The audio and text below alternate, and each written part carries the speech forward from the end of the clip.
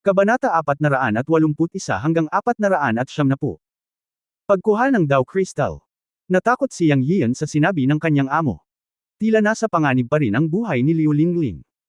Bukod dito, sa ilalim ng kasalukuyang mga kalagayan, kailangan niyang hanapin ang babaeng demonyong si Red Buddha, patayin ito at hukayin ang kristal sa kanyang katawan upang mailigtas si Liu Lingling mula sa panganib. Nagsasabi lang ng totoo si Master.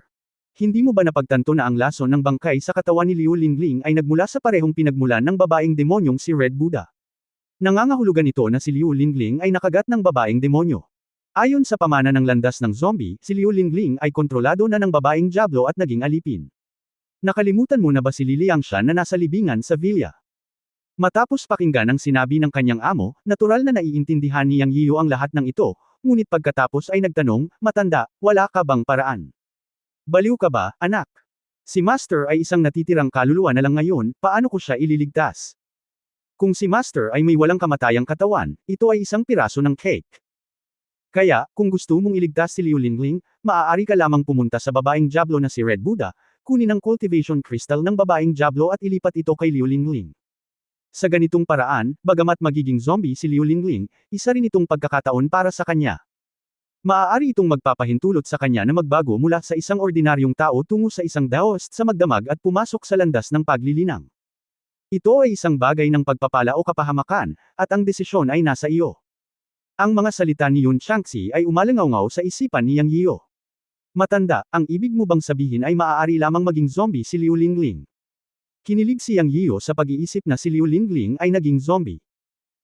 Tila alam ni Yun Changxi kung ano ang iniisip ni Yang Yiyo, at ngumiti ng may ngiti, mabahong batang lalaki, wala kang inaalala, pagkakataon ito para kay Liu Lingling, isipin mo ito, ang mga tao sa paligid mo ay karaniwang pumasok sa cultivation, walang duda na kung alam ni Liu Lingling ang tungkol sa iyong clone bilang isang cultivator, hindi mo ba naisip na hindi siya matutukso? At kung makukuha mo ang kristal ng Taoismo ng babaeng Diablo para kay Liu Lingling, ito ay isang magandang pagkakataon para sa kanya. Tungkol naman sa pag-aalala mo. Hehe, kung makakaalis si Master sa mundo, siguradong sipain kanya hanggang mamatay. Sinabi ko sa iyo na tingnan mong mabuti ang kaalaman sa paglilinang na itinuro sa iyo ng Master, ngunit hindi ka nakinig. Kung nabasa mo ang mga talaan tungkol sa Ghost Way at ang Corpse Way, wala kang ganitong alalahanin. Ang tono ni Yun Changxi ay puno ng kawalang kasiyahan kay Yang Yiyo. Hindi pa tapos basahin ni Yang Yiyo ang mga talaan ng kaalaman sa paglilinang na itinago ng matanda sa kanyang isipan. Iyon ang talaan ng karanasan sa buhay ng matanda. Bilang isang 12 kapigatian na maluwag na walang kamatayan, tiyak na nagsanay siya ng hindi bababa sa 10,000 taon. Paano matatapos ni Yang Yiyo ang pagbabasa ng napakaraming impormasyon? Maging si Yang Yiyo ay naghahanap at sinusuri lamang sa kanyang isipan kapag may kailangan siya. Wala siyang masyadong alam tungkol sa mga talaan ng landas ng multo at bangkay. Aniya, huwag mag-aksaya ng panahon, matanda. Sabihin mo sa akin kaagad, kung nilunok ni Liu Lingling ang kristal ng Daoist practice ng babaeng Diablo na si Red Buddha, magiging matigas at malamig ba ang katawan niya na parang bangkay? After all this talk, ito na ang inaalala mo. Natatakot ka ba na mahawakan mo ang isang malamig na bangkay sa iyong mga bisig sa hinaharap? Hahaha. Ang boses ni Yun Changxi ay tumawa ng malakas sa isip ni Yang Yiyo. Namula si Yang Yiyo at walang sinabi. Talagang mayroon siyang pag-aalala, ngunit hindi lahat. Pagkatapos ay narinig niyang sinabi ni Master Yun Changxi, ang iyong pag-aalala ay ganap na hindi kailangan. Ang babaeng demonyong si Red Buddha ay kombinasyon ng multo at bangkay sa aking palagay. Siya ay hindi pangkaraniwan, kaya hindi mo siya dapat tingnan sa mga mata ng mga ordinaryong tao. Inalis mo lamang ang kasanayan ng babaeng demonyong si Red Buddha, hindi ang kanyang katawan. Walang kinalaman ang dalawa sa isa't isa.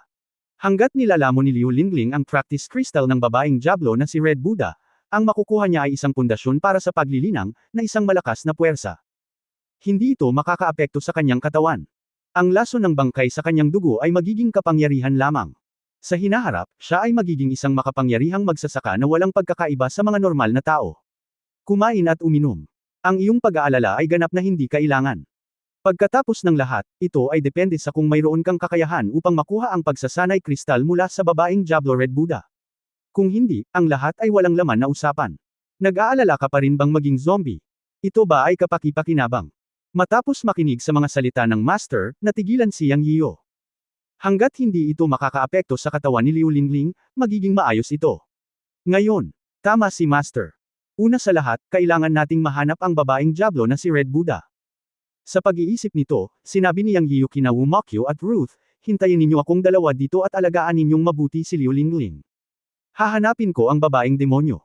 Sir, sasama ako sa inyo, agad na tumayo si Wumakyo. Okay, huwag mo akong guluhin. Huwag kang mag-alala, magiging maayos din ako. Ang babaeng Diablo ay malubhang nasugatan noon, at ang aking paglilinang ay tumaas ng husto. Hindi problema ang pakikitungo sa kanya ngayon. Ikaw ni Ruth ang bahala kay Liu Lingling dito at hintayin mo akong bumalik. Pagkatapos sabihin iyon, lumabas si Yang Yiyu sa Stone Chamber nang hindi hinintay na sumagot sina Wumakyo at Ruth. Sa kanya pagkatapos magising ang Master, hindi mahirap hanapin ang babaeng demonyong si Red Buddha. Bukod dito, sa pagkakataong ito ay nagising ang matanda, tila mas malakas ang kanyang kaluluwa kaysa dati. Ang espiritual na kamalayan ni Yang Yiyu ay walang silbi dito, ngunit mabilis na natagpuan ni Master Yun Changxi ang pinagtatagwan ng babaeng Diablo na si Red Buddha. Dapat sabihin na ang matanda ay kahanga-hanga. Ayon sa Master, ang babaeng Diablo ay nasa 1,000 taong gulang na ice cave 300 metro sa ilalim ng lupa mula dito. Pagkaalis ni Yang Yiyu sa Stone Chamber, sinunod niya ang mga tagubilin ng Master at naglakad hanggang sa isang ice cave, pagkatapos ay naglakad at huminto. Pupunta sa ilalim ng lupa. Makalipas ang mga 20 minuto, biglang nakaramdam ng lamig si Yang Yiyan na nagpang-inig sa kanya. Sa oras na ito, siya ay nasa isang ice cave na may diameter na higit sa 3 metro. Ayon sa mga nagdaang kuweba ng yelo, hindi niya maramdaman ang lamig sa kanyang pagtatanim, ngunit ngayon ay nakaramdam siya ng lamig sa buong mundo. Ibig sabihin, narating na ang destinasyon.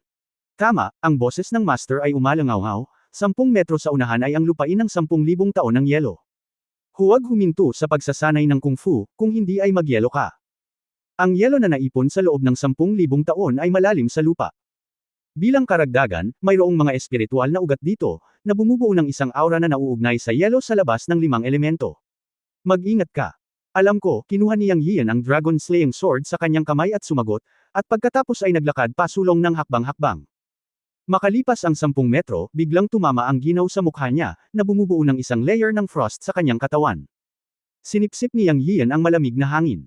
Kung hindi lang siya nagpractice ng kung fu para labanan ang lamig, na-freeze siya. Sa isang pag-iisip sa kanyang isipan, ginamit lang niya ang tunay na apoy upang bumuo ng isang layer ng fire armor sa ibabaw ng kanyang katawan, at sa wakas ay bumuti ang pakiramdam. Pagkatapos ay tumingin siya sa unahan at tumangala, at nakita ang isang malawak na kalawakan ng puti.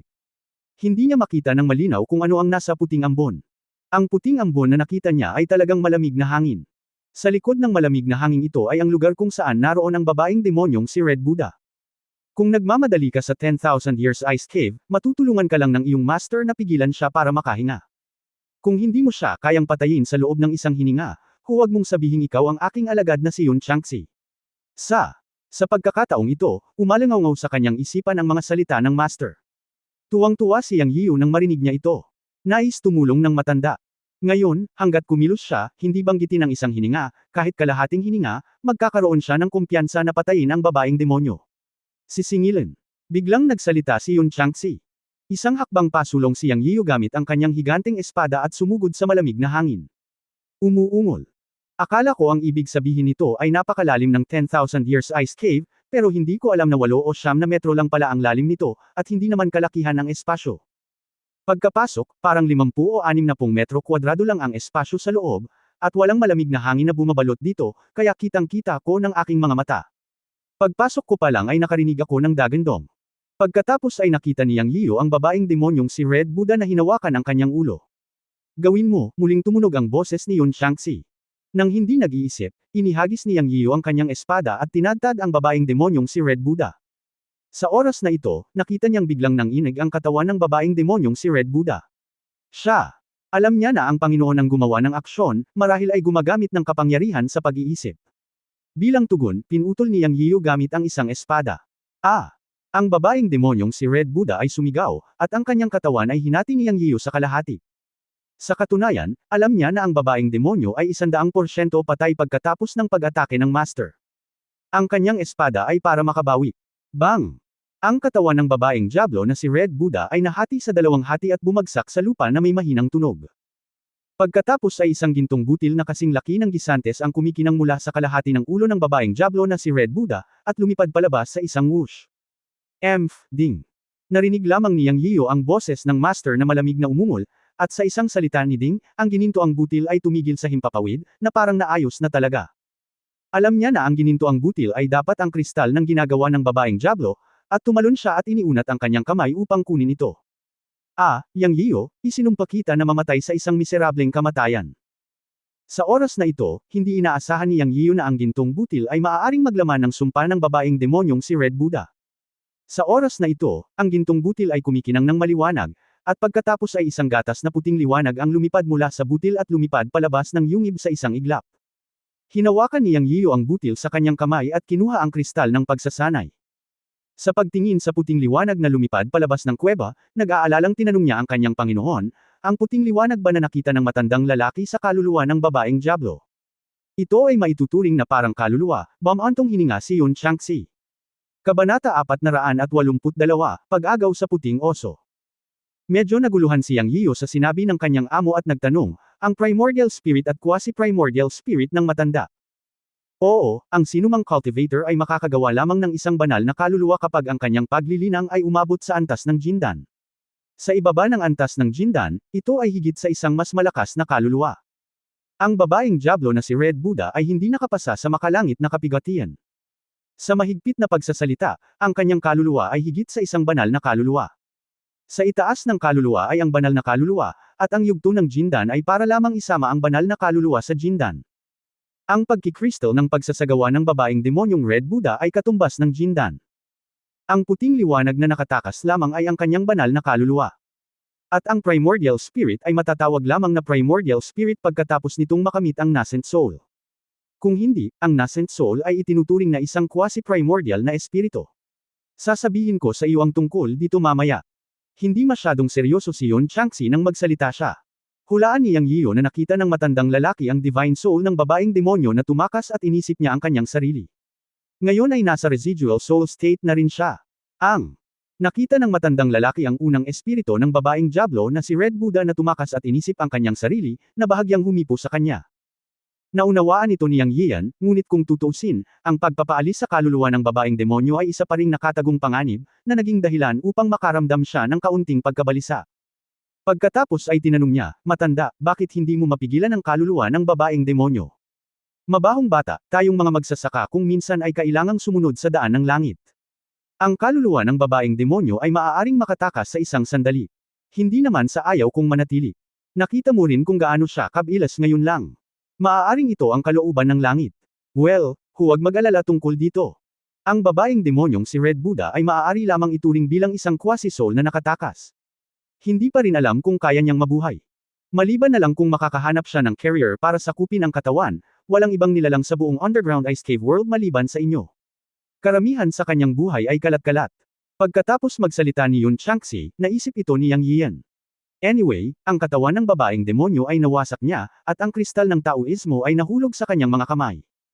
Ang malakaluluwang nakatakas ay hindi maaaring magdulot ng anumang gulo. Baka kagaya talaga ng sinabi ng amo, ang paghihintay sa kanya ay isang paraan lang para magkalat. Pagkatapos ay bumalik si Yang Yiyan sa orihinal na paraan at bumalik kay Wu Mokyu at sa dalawa pa, naghahanda na iligtas muna si Liu Lingling. Ayon sa pamamaraan ng master, si Liu Lingling ay binigyan ng kristal ng Taoismo ng babaeng Diablo, at pagkatapos ay tinulungan siyang pinuhin ito. Matapos hilingin kina Wu Mokyu at Ruth na lumabas at tulungan siyang protektahan ang batas sa labas, inilabas ni Yang Yiyo ang kristal ng Taoismo at ibinigay ito kay Liu Lingling, at pagkatapos ay ipinatong ang kanyang mga palad sa kanyang likod at nagsimulang tulungan si Liu Lingling na pinuhin ito. Sa sandaling ito, si Liu Lingling ay nakoma. Nang kunin ni Yang Yiyo ang kristal ng Taoism, isang malakas na enerhiya ang nabuo sa ilang sandali, at ang laso ng bangkay sa kanyang dugo ay nagsimulang mag-drill patungo sa kristal ng Taoism. Nang walang labis, ang lahat ng lason ng bangkay ay hinigop ng kristal ng Taoismo. Ang susunod na hakbang ay upang pinuhin ang larangan ng Taoismo at tulungan si Liu Lingling na bumuo ng pundasyon. Ang kung fu na pinili ni Master Yun Changxi ay ginawa para kay Liu Lingling ayon sa Master. Ito ay isang paraan ng paglilinang na tinatawag na, uhaw sa dugo na dafa, na nakuha mula sa isang demonyo ng magic na paraan, at ito ay lubos na makapangyarihan. Matapos masipsip ng kristal ng Daoxing ang lason ng bangkay sa katawan ni Liu Lingling, wala na siya sa panganib at dahan-daang nagising.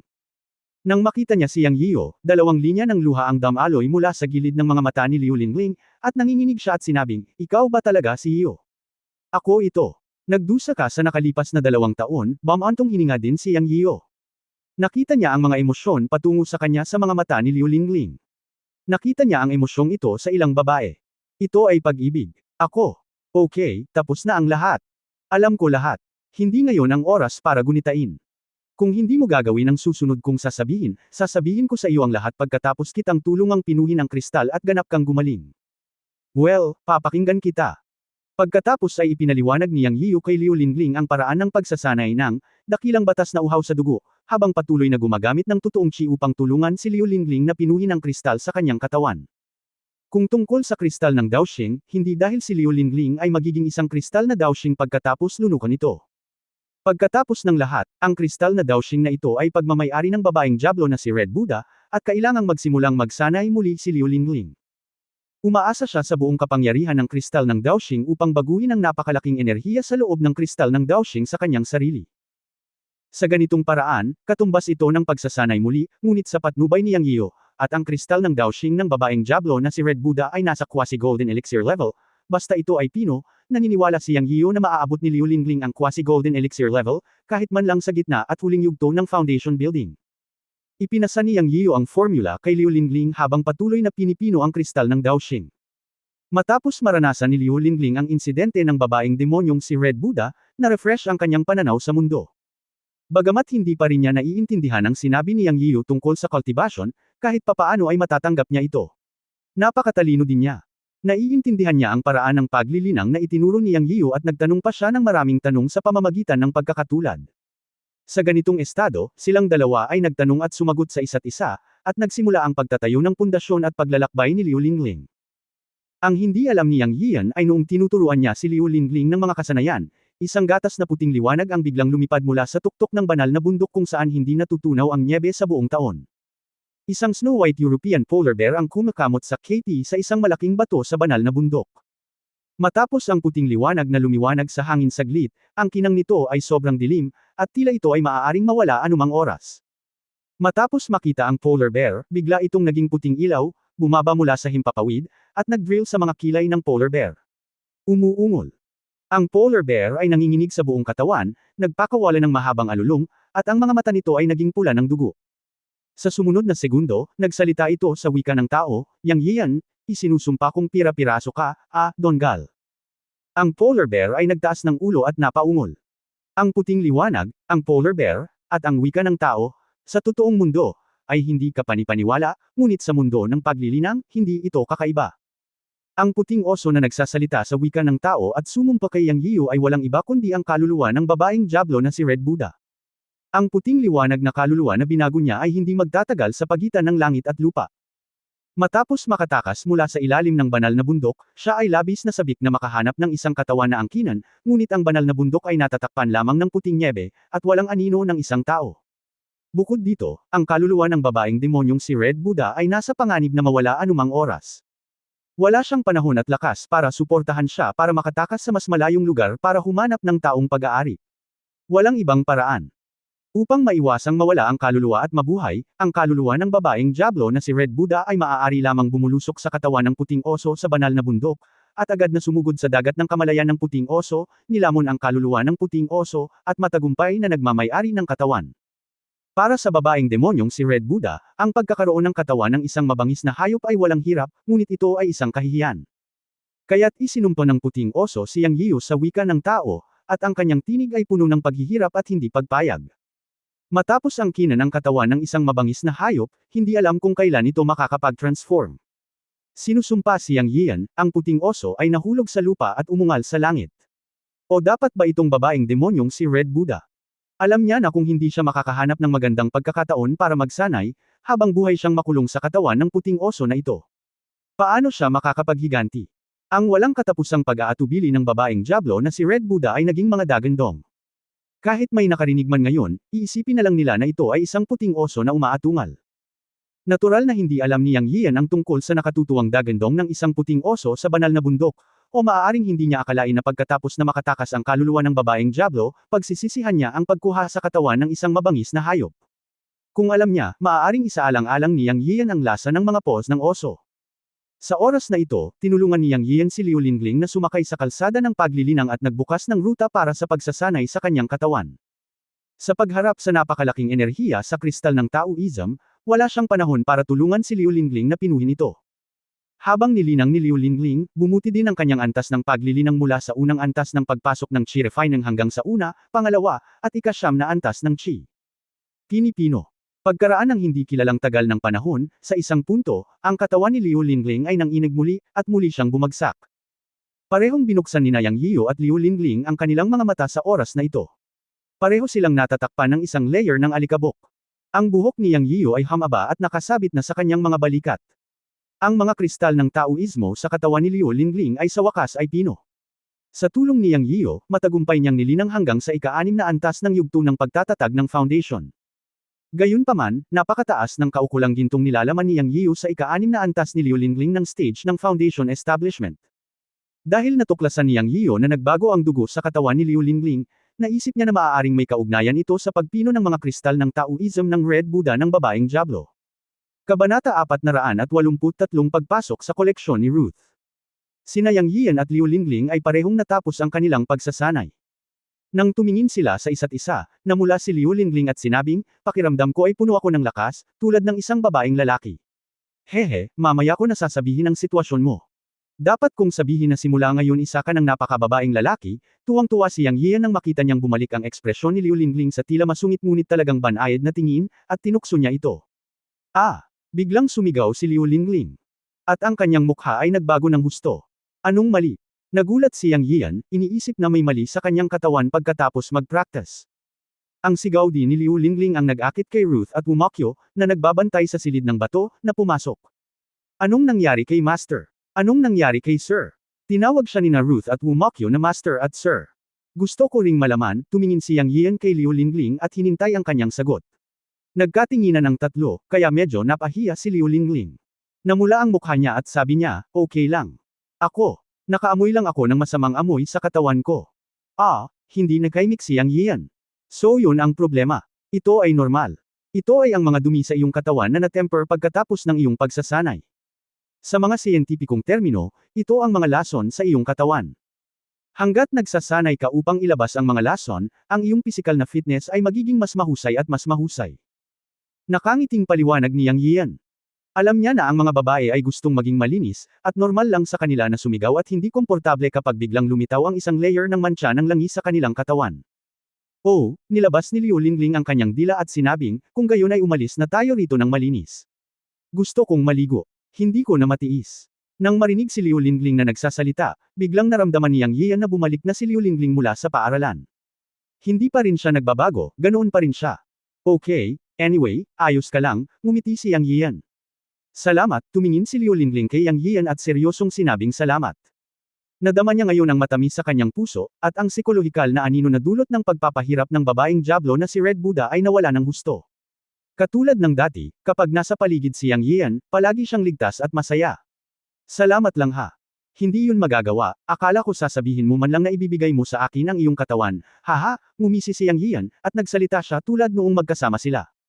"Magwala ka, kahit ibigay ko sayo ang katawan ko, maglakas loob ka bang tanggapin ito?" Sabi ni Liu Lingling sa tila pabirong paraan pagkatapos matigilan, ngunit ang kanyang mga mata ay nakatuon kay Yang Yiyan. Shake cursed Yang Yiyan sa kanyang puso, "Kung ikaw, bastos na si Yang Yiyan, ay nagsabi ng ganito, hindi ako tumakas sa Europa."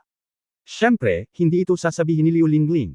Nakaharap sa nakatitig na mga mata ni Liu Lingling, si Yang Yiyan ay tumingin sa kanya ng mahabang panahon nang walang sinasabi, ngunit ngayon ay handa na siyang maging lalaki. Sa nakaraan, dahil sa iba't ibang dahilan, o mga problema sa pag-iisip, mga problema sa background ng pamilya, hindi niya ito binigyan ng anumang sagot sa nagmumungkahi na pag-amin ni Liu Lingling, at ngayon ay ayaw niya itong palampasin muli.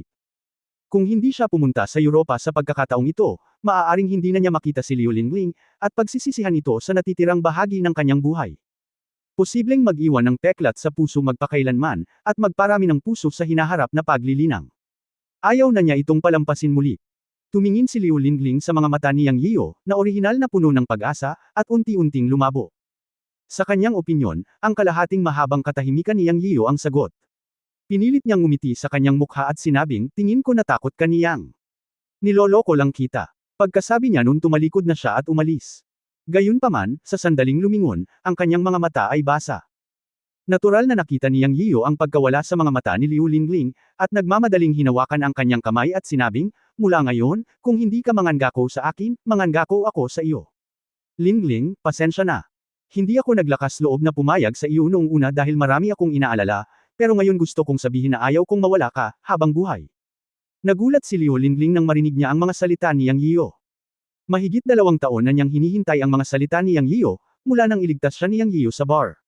Nang si Yang Yiyo hinawakan ang kanyang kamay at tumalikod, si Liu Lingling ay naluluha na.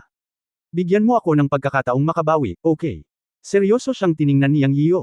Oo, tumanggo si Liu Lingling na may luha sa kanyang mga mata. Sa oras na ito, pumunta si Yang Yiyan para yakapin siya. Ngunit itinulak siya ni Liu Lingling, huwag mo akong yakapin. Puno ng itim na linya ang mukha ni Yang Yiyan, yakapin mo lang, huwag masyadong mag-react. Tumawa si Liu Lingling at sinabing, napakabaho ko, teka. Maghintay hanggang maligo ako. Hehe, ito ay posible, tumawa si Yang. Ngunit pagkatapos ay natagpuan niya na sina Ruth at Wu Mokyo ay nanunood sa gilid, at ang kanyang mukha ay biglang namula. Mabilis niyang binago ang usapan at tinanong si Wu Mokyo, Kier, gaano katagal na kaming nagsasanay ni Lingling? Sir, 70 araw na kayong nagsasanay ni Sister Lingling, sabi ni Wu Mokyo. Ano, matagal na yun. Bago makapagsalita si Yang Yiyan, sumigaw muna si Liu Lingling, at agad niyang sinabing may pag-aalala, alis na tayo. Siguradong nag-aalala na ang tatay at kapatid ko matapos akong mawala. Tama na, Karen na, bilasan na natin, pag-usapan natin ito pagkatapos nating lumabas. Nanguna si Yang Yiyan at lumabas ng stone room. Tanong niya sa matanda sa kanyang puso at hindi nagtagal ay nakahanap na siya ng daan palabas. Makalipas ang 1 oras, lumabas silang 4 sa isang bitik sa isa pang bundok na hindi kalayuan sa Holy Mountain. Pagkatapos bumalik sa kastilyo ni Ruth, unang tumawag si Liu Lingling sa bahay upang iulat na ligtas siya. Tumawag din si Yang Yiyo sa bahay at nagtanong tungkol sa sitwasyon. Napunta ang tawag direkta sa cellphone ni Zhao Nan. Nakikipag-chat siya sa kanyang lola. Ayon kay Zhao Nan, ang mga babae ay humalili upang samahan ang kanyang lola. Walang nangyari kina Yunmen at Yunki. Maayos naman ang lahat. Ngunit bago ibinaba ang telepono, sinabi ni Zhao Nan kay Yang Yiyo na ang 3 niyang apprentice ay lumabas na sa retreat. Ang kanilang paglilinang ay lubos na umunlad. Parehong tugma sina Du Guhui at Wu Jian. Pareho silang matagumpay na naitayo ang kanilang pundasyon at naabot ang 3 antas ng pagtatayo ng pundasyon. Tanging si Wang Zongren ang nasa unang antas ng pagtatayo ng pundasyon. Pagkatapos nun, yung 3. Lumabas ang magkapatid para mag-practice. Sinabi na ito ay sa utos ni Master Yang Yiyo. Hinayaan lang ni Zhao Nan na umalis ang 3. Anyway, hindi maganda ang cultivation ng 3 ngayon, at hindi sila magdurusa ng malaking kawalan kung lalabas sila. Sumang-ayon dito si Yang Yiyan. May isa pang balita. Si Feng Tianya ay nag-recruit ng higit sa 50 mga likas na master para sa Yunmen. Pagkatapos niya, nagkaroon ng boses sina Lu Zuoxi at Dugu Walking, itinatag nila ang Yunmen Worship Court at pansamantalang inilagay sila bilang mga mananamba ng Yunmen. Kung gusto nilang maging unang henerasyon ng mga disipulo ng Yunmen, kailangan nilang magbigay ng kontribusyon sa Yunmen. Matapos marinig ang balitang ito, pinuri ni Yang Yiyan si Zhao Nan at ang iba pa sa telepono. Pagkatapos mahigit kalahating oras na nag-uusap, ibinaba nila ang telepono. Pagkabalik sa sala, hindi nila nakita si Liu Lingling. Sinabi ni Ruth na sila ni Wu Mokyo ay naligo. Bumaba ka na rin para maligo at magpahinga. Nagsumikap ka sa pagkakataong ito. Sabi ni Yang Yiyan kay Ruth. Tuwang-tuwa si Ruth sa pag-aalaga ni Yang Yiyan at sinabing, ito ay pagpapala ni Ruth na ibahagi ang mga alalahanin ng amo. Siya nga pala, Master, hayaan mo akong dalhin ka sa koleksyon ng pamilya Dracula. Mayroon akong mga taong nagbabantay sa koleksyon sa lahat ng oras, naghihintay na tingnan ng Master. Interesado si Yang Yiyan sa tanong na ito at ngumisi at sinabing, kung gayon. Pumunta at tingnan. Hehe. Master, sundan mo ako, ngumiti si Ruth at kinuha si Yang Yiyan palabas ng bulwagan at pumunta sa isa pang kastilyo. May nagbabantay sa gate. Kumaway si Ruth at sinabing, buksan mo ang pinto. Okay, Duke, 2 likas na vampira ang nagmamadaling buksan ang pinto. Matapos mamatay si Amos, si Ruth na ngayon ang pinakamakapangyarihang tao sa Dracula. Dapat igalang siya ng lahat ng vampira. Sa mga mata ni Yang Yiyan, si Ruth sa panahong ito ay may istilong parang reyna, napakarangal at dominanti. Ngunit gusto niya ang gayong dominanteng mga subordinate. Matapos ipasok ng 2 vampira ang serye ng mga digital na password sa 2 heavy metal na pinto, binuksan nila ang pinto sa isang click.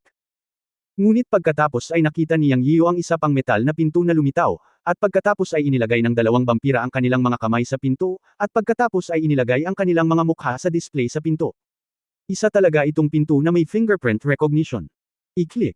Pagkabukas ng pangalawang pinto, isang mahabang daanan ang lumabas. Ang isa sa mga vampira ay nagsabi, "Aking Panginoong Duke, may ikatlong pinto sa loob na nangangailangan ng dugo ng pamilya Dracula upang mabuksan." Well, alam ko, manatili ka sa labas at huwag papasukin ng sinuman. Utos ni Ruth. Okay, Lord Duke. Magalang na sagot ng dalawang vampira. Pagkatapos ay inanyayahan ni Ruth si Yang Yiyu na pumasok. Matapos makapasok sa daanan, pinindot ni Ruth ang switch sa dingding, at ang buong daanan ay naiilawan. Mahigit 10 metro sa unahan, mayroon talagang isa pang pinto, at sa pintuan ay isang paniki na nakabuka ang bibig. Lumapit si Ruth at tumulo ang isang patak ng dugo sa bibig ng paniki, at biglang bumukas ang pinto ng may dagandong. Tumingin si Yang Yiyu sa loob, ngunit ito ay isang gintong liwanag na nagniningning, at hindi niya napigil ang malunok ang kanyang laway. Chapter 484 na gusto kong alisin ang mga bagay na pag-aari ni Kyushu. Isang espasyo na higit sa 300 metro kwadrado ang nakita, ngunit ang nakita ay mga hanay ng ginto, kabilang ang sinaunang ginto at modernong mga bar ng ginto, at ang silid ay puno ng nakasisilaw na gintong liwanag. Kahit na si Yang Yian ay hindi nahuhumaling sa pera ngayon, hindi niya napigil ang malunok ang kanyang laway nang makakita siya ng napakaraming ginto. Kung hindi mo alam, maaari mong isipin na pumasok ka sa vault ng isang malaking bangko. Ang buong lihim na silid ay puno ng ginto, at hindi mo alam kung magkano ito. Ilan? Tonelada? O 12 dosenang o daan-daang toneladang ginto. Habang naglalakad kasama si Ruth, tiningnan ni Yang Yian ang mga kahon at hanay ng ginto, huminga ng malalim at nagtanong, "Ruth, gaano karaming ginto ang narito?" "Master, 25 tons, naipon lahat ng pamilya. Ang buong koleksyon ay may 3 lugar. Ito lamang ang lugar ng imbakan para sa ginto. Ang anti-gong kaligrapya at mga painting na nakolekta mula sa Jiusho ay nasa pangalawang lugar. Dadalhin kita para makita mo." Naglakad si Ruth patungo sa dulo ng secret room habang nagsasalita. Sa dulo ng sikretong silid, binuksan ni Ruth ang isang metal na pinto, at isang lihim na silid na kapareho ng laki ang lumitaw sa kanyang harapan. "Guro, ito ang pangalawang lugar. Puno ito ng iba't ibang mga kultural na labi at mga antigo." Sinenyasan ni Ruth si Yang Yian na pumasok at tingnan. Nanlaki ang mga mata ni Yang Yian at pumasok sa pangalawang sikretong silid. Ang buong pangalawang lihim na silid ay talagang puno ng iba't ibang mga kultural na relic at antigo, ngunit sa mga mata ni Yang Yian, karamihan sa kanyang nakita ay mga cultural relic at makasaysayang lugar mula sa Kyushu. Sa pagtingin sa mga cultural relic at antique na ito, halos nakatitiyak si Yang Yian na ang bawat isa ay isang pambansang kayamanan. Sa isang pangkalahatang sulyap, malamang na mayroong halos 1,000 pambansang kayamanan mula sa Kyushu, malaki at maliit. Bagamat hindi profesional na nag-aral ng treasure appraisal si Yang Yian, nagtapos siya sa Departamento ng Kasaysayan at nakakita ng ilang mga antik na naitala sa kasaysayan sa isang sulyap. Hingal na hingal, sinabi niya kay Ruth, "Gusto kong alisin ang lahat ng mga cultural relic at antik na ito na pag-aari ng Jiusho. Ito ang mga bagay na pag-aari ng aking Jiusho. Hindi sila dapat umiral sa inyong mga Europeo, at tiyak na hindi ko kolektahin sa inyong mga tahanan. Ninakaw mo ang mga bagay na ito." Nag-iba-iba ang emosyon ni Yang Yiu nang kausapin niya si Ruth. Noong natutunan niya ang kasaysayang ito noon, hinampos pa niya ang mesa at naisip sa sarili na kung maibabalik ang panahon, aalis na siya. Ngayon ay hindi na kailangan pang balikan ang nakaraan, hindi na mahalaga kung hindi niya makita ang mga bagay na ito, kung nakita niya ito, babawiin niya ito. Ang mga bagay ni Jiusho ay dapat pag-aari ng mga tao ng Jiusho, hindi kinokolekta ng mga pribadong Europeo at nakaimbak sa isang lihim na silid magpakailanman. Nang makita ang pangit na mukha ni Yang Yian, bumulong si Ruth, "Guro, ang pinagmula ng mga bagay na ito ay talagang hindi maluwalhati. Humihingi lang ako ng tawad at pagsisisi sa ngalan ng pamilya. Bilang karagdagan, mula ngayon, ang buong pamilya Dracula ang magiging Panginoon, at maaaring kunin ng may-ari ang anumang gusto niya." Mas naging komportable si Yang Yian matapos marinig ang mga salita ni Ruth. Tumingin siya kay Ruth at sinabing, "Ahem, Ruth, hindi kita sinisisi. Sinisisi ko ang ilang mga tao sa iyong mga bansa sa Europa. Maliban sa mga bagay na pag-aari ng Jiusho, kukunin ko ang mga ito. Kakailanganin mo ng pondo para pamahalaan ang pamilya sa hinaharap. Salamat sa iyong pag-unawa, guro." Talagang gamaan ang loob ni Ruth. Kung talagang kinuha ni Yang Yian ang lahat ng bagay, medyo mahirap para sa kanya na pamahalaan ang pamilya. "Okay, dalhin mo ako para tingnan kung ano ang nasa ikatlong distrito." Ngumiti si Yang Yian. Naiintindihan din niya ang iniisip ni Ruth. Bagamat naging lingkod niya si Ruth, siya, si Yang Yian, ay hindi isang taong nagsamantala sa kanyang mga nasasakupan. Hanggat kaya niyang bawiin ang libu-libong bagay na pag-aari ni Jiusho dito, sapat na iyon. "Okay, Master," sabi ni Ruth at pumunta sa sulok ng dingding at binuksan ang isang maliit na pinto. Ang pintong ito ay kasinlaki lamang ng pinto ng kwarto at ang pasukan sa ikatlong distrito. Matapos buksan ang ikatlong pinto, nakita ni Yang Yian na ang ikatlong lugar ay hindi malaki, isang maliit na espasyo lamang na 50 hanggang 60 metro kwadrado. May mga kahon na may iba't ibang laki sa loob, mahigit 20 ang mga ito, at walang nakakaalam kung ano ang nasa loob. Sa sandaling dumating siya, naramdaman ni Yang Yian ang malakas na pagbabago-bago ng espiritual na enerhiya. Master, pakitingin sa paligid. Sasabihin ko kay Old Jack na I airlift lahat ng gamit ni Kyusho. Sabi ni Ruth. Hindi, may sarili akong paraan para alisin ang mga bagay na iyon, pinigilan ni Yang Yian si Ruth. Nasa kanya ang espasyo ng Chenkun Pot at hindi na kailangang dalhin ang mga ito sa pamamagitan ng hangin. Sa halip, sinabi niya sa kanyang isip, bueno, pumunta ka at hingin mo ako. Mayroon pa ring malalaking pamilya sa Europa. Sa tingin ko ang kanilang mga pamilya ay dapat ding magkaroon ng mga bagay na pag-aari ng Kyusho. Kinaikit ni Yang Yian ang kanyang mga mata nang magsalita siya, ngunit iniisip niya sa kanyang puso, kung ang ibang mga pamilyang European ay mayroong pambansang kayamanan ng Kyusho na kanilang ninakawan noon, ako ay magiging isang tulisan. Gayunpaman, ang oras at espasyo ay hindi maaaring bumalik, ngunit may magagawa ako, tulad ng pagnanakaw. Ito ay isang ngipin para sa isang ngipin. Di ba may kasabihan na sooner or later ay pagbayaran mo ang ginawa mo? Iluluwa ko sa kanila ang lahat ng kinain nila. Okay, Master, aayusin ko kaagad ang bagay na ito. Go, titingnan ko dito. Pagkaalis ni Ruth, mabilis na umiwas si Yang Yian sa isang 1-foot square box at naiinip na binuksan ang kahon. Naramdaman na lang niya na ang espiritual na enerhiya sa kahon na ito ay napakabagal. Nang mabuksan ang kahon, ang puting liwanag ay sumikat sa lahat ng dako. Haze! Sumipsip si Yang Yian sa malamig na hangin, naging berde ang kanyang mga mata. Ngunit nakita niya na mayroong 30 espiritong bato sa kahon. Sa totoo lang, ang 30 Spirit Stone ngayon ay hindi masyadong marami para kay Yang Yian. Ang susi ay ang 30 Spirit Stone na ito ay lahat ng medium grade na Spirit Stone. Sa Earth, karaniwan ang mga low grade na Spirit Stone, ngunit ang medium grade na Spirit Stone ay talagang kakaunti. Mula nang magsimula siyang magsanay, nakakuha si Yang Yian ng 2 medium grade na Spirit Stone, na kinumpis mula sa magkapatid na Lu pagkatapos niyang makilala ang mga ito sa unang pagkakataon. Ngayon ito ay isang buong maliit na kahon, 30 piraso, na isang malaking bilang para kay Yang Yian. Kung mas mataas ang grado ng Spirit Stone, mas dalisay ang espiritual na enerhiya sa loob, at mas malaki ang espiritual na enerhiyang nilalaman. Ang pagkakaiba sa pagitan ng mababang grado at katamtamang grado ay isang mundo ng pagkakaiba. Kaya walang pagpipilian si Yang Yian kundi ilagay ang mga ito ng direkta sa espasyo ng Chenkun Pot. Mayroong higit sa 20 mga kahon ng iba't ibang laki sa sikretong silid ng ikatlong lugar. Binuksan ni Yang Yiu ang mga kahon isa-isa, at pagkatapos ay nagulat siya. My goodness, hindi simple ang pamilya Ruth, this is simply a treasure house. Nakaupo sa isang kahon, tiningnan ni Yang Yiu ang nakabukas na kahon at sinabi sa sarili. Pagkaraan ng ilang sandali, ikinaway niya ang kanyang kamay at inilagay ang lahat ng mga kahon sa espasyo ng Chenkun Pot nang walang paggalang. Tapos tumawa ng nakakaloko si Yang. Mula rito, nakakuha siya ng 5,000 mababang uri ng espiritual na bato, 30 katamtamang antas na espiritual na mga bato, at kahit na 2 mataas na uri ng espiritual na bato. Karagdagan pa, may ilang espiritual na gamot na mahigit 500 taong gulang, mga 13 halaman, kasama na ang ilan na 1,000 taong gulang. 3 sa kanila ay maaaring umabot sa antas ng pagpino ng isang pagan ng mga high-grade elixir. Bagamat hindi sila may kukumpara sa ikatlong antas na gininto ang elixir, ang epekto ay tiyak na hindi gaanong naiiba. Bilang karagdagan, mayroong ilang kakaibang mga bato na puno ng espiritual na enerhiya sa ilalim niya. Sa lokal na wika ng Master, ang ilan sa mga ito ay bihirang materyales para sa pagpino ng mga kagamitan at array formations. Ang mga likas na kayamanan na ito ay sapat na upang maglagay ng magandang pundasyon para sa Yunmen. Pagkatapos ay lumabas si Yang Yian sa ikatlong sikretong silid at pumunta sa pangalawang lugar. Hindi niya nakalimutang tulungan si Hunan na mahanap ang Dunhuang Flying Fairy Picture. Ayon sa kwento ni Hunan, ang Dunhuang Flying Fairy Picture ay nasa pamilya Dracula. Matapos palayain ang kanyang espiritual na kamalayan, talagang natagpuan ni Yang Yian ang Dunhuang Flying Fairy Picture. Sa isang brocade box, binuksan niya ito at tinignan. Wala siyang nakitang espesyal, kaya inilagay niya ito sa espasyo ng Chenkun Pot.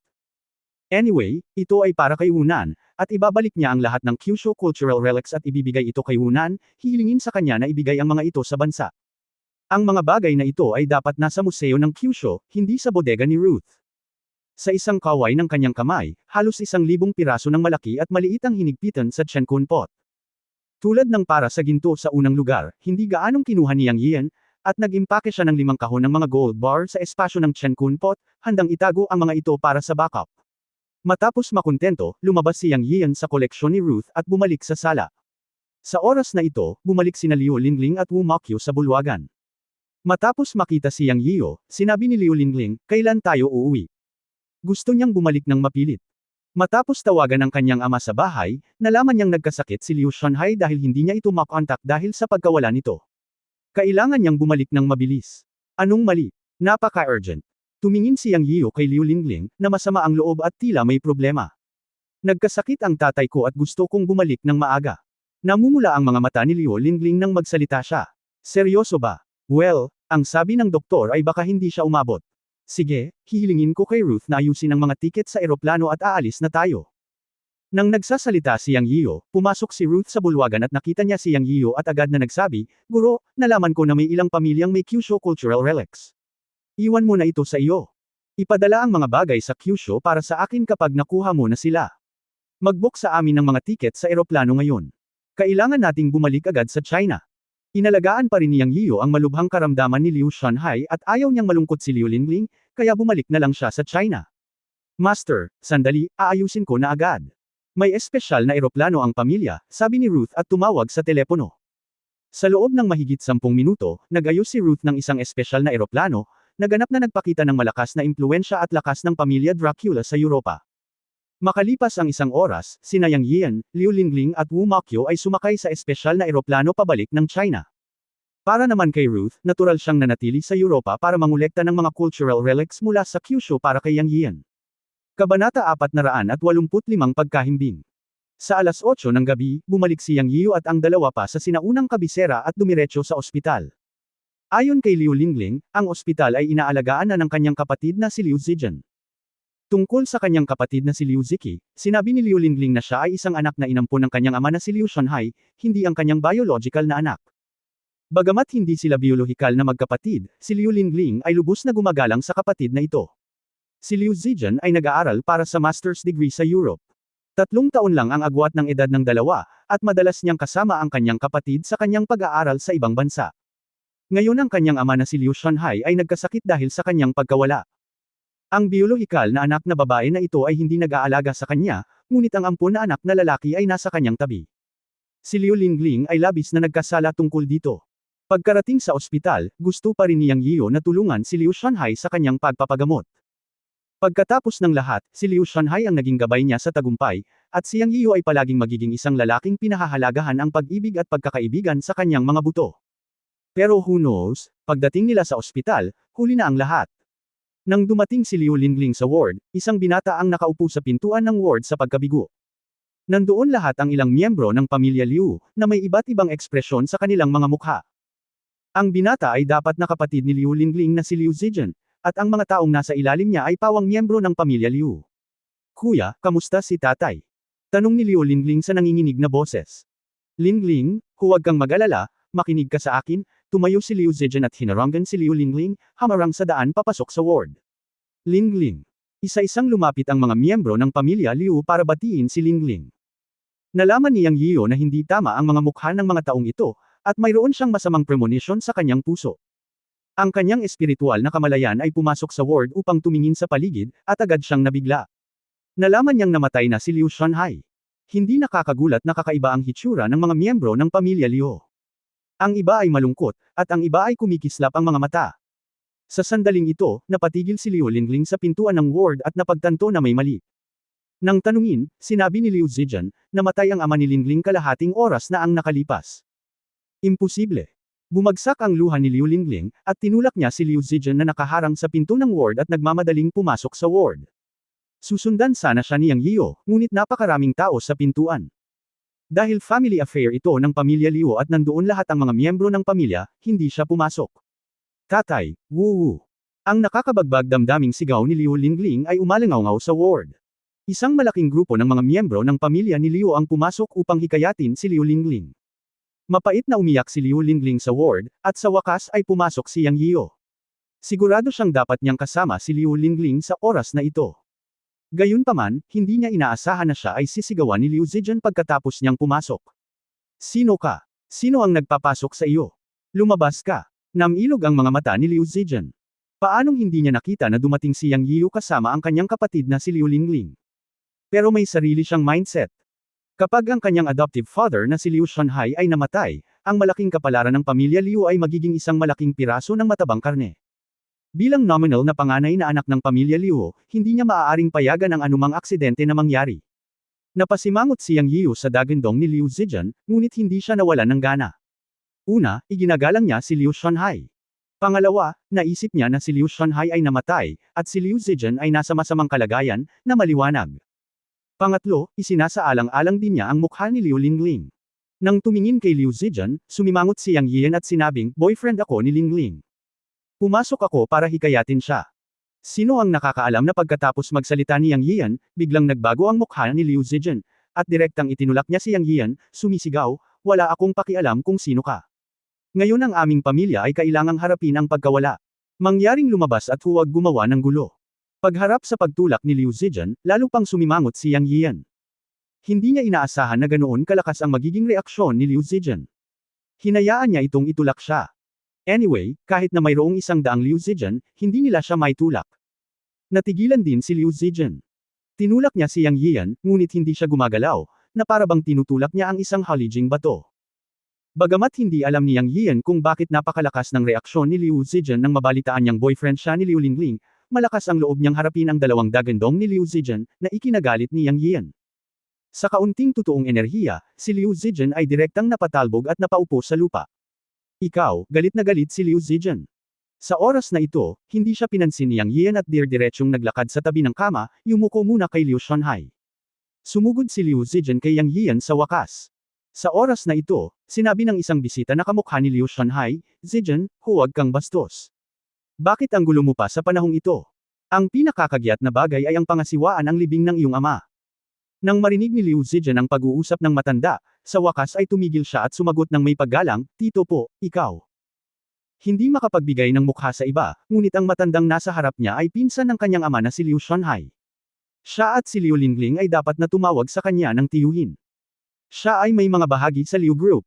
Tumanggo si Yang Yiyan sa matanda, pagkatapos ay itinaas ang kanyang ulo at tiningnan ang katawan ni Liu Shanhai. Handa rin siyang tulungan si Liu Lingling, na nakahiga sa kama at nadurog ang puso, ngunit may nakita siyang mali sa kutis ng mukha ni Liu Shanhai, na parabang nalagutan ng hininga. Subconsciously, patuloy niyang inaalalayan si Liu Lingling, iniunat ang kanyang kamay upang suriin ang braso ni Liu Shanhai, at pagkatapos ay nabigla siya. Gaya ng kanyang napagmasdan, si Liu Shanhai ay namatay hindi dahil sa natural na dahilan, ngunit sa inis. Na-suffocate siya hanggang sa mamatay. Ang pagtuklas na ito ay hindi maliit na bagay, at naisip niya sa kanyang sarili, mukhang komplikado din ang relasyon ni Liu. Tumingin sa paligid sa lahat ng tao sa ward, nais ni Yang Yiyan na makahanap ng mga pahiwatig mula sa kanilang mga mukha. Sa sandaling ito, nakita niya na ang lahat ay may masalimuot na tingin sa kanilang mga mata. Siyempre, bago maging malinaw ang investigasyon, lahat ay sospek. Hindi handang sabihin ni Yang Yiyan kay Liu Lingling ang tungkol dito. Sobrang lungkot na niya noon. Kung sasabihin niya sa kanya na ang kanyang ama ay maaaring pinatay ng isang tao, si Yang Yiyan ay natakot na si Liu Lingling ay hindi makayanan ang suntok. Gayunpaman, si Liu Shanhai ay hindi namatay sa natural na dahilan. Nagpasya siya sa kanyang puso na dapat niyang malaman ng malinaw. Ito ay malinaw na si Liu Shanhai ay pinatay ng isang tao. Kung para kay Liu Lingling o para bayaran si Liu Shanhai para sa kanyang tulong, dapat niyang malaman ng malinaw at bigyan ng paliwanag sina Liu Shanhai at Liu Lingling. Lingling, huwag kang ganyan. Ang mga patay ay hindi maaaring mabuhay muli, inaliw ni Yang Yiyan si Liu Lingling at tinulungan siyang tumayo. Woo! Si Liu Lingling ay halos nasa bingit ng pagbagsak. Patuloy niyang sinisisi ang sarili. Kung hindi nag-alala ang kanyang ama sa kanya, hindi sana siya namatay. Tungkol sa kondisyon ni Liu Shanhai, nalaman ni Yang Yiyan na ito ay talagang sanhi ng pagtanda ng mga funksyon ng katawan ng tao at ilang iba pang mga kondisyon tulad ng sakit sa puso. Ang huling kamatayan ay inis. Kung hindi dahil sa inis, hanggat may hininga pa, maaari niyang pahabain ng ilang taon ang buhay ni Liu Shanhai. Ngunit ngayon ang lahat ay huli na. Si Liu Shanhai ay pinatay. Ang taong ito ay dapat na mula sa pamilya Liu. Si Liu Lingling ay umiyak at nawala ng malay. Tinulungan siya ni Yang Yiyu palabas ng ward. Sa oras na ito, hindi na siya maaaring payagang magkaroon ng higit pang emosyonal na pagbabago. Gayunpaman, nang lumabas siya, hinarang pa rin siya ni Liu Zijian at sinabi sa malalim na boses, pabayaan mo ang kapatid ko. Kailangan pa nating pag-usapan ng magkakapatid ang libing ng ating ama. Agad na nagalit si Yang Yiyu.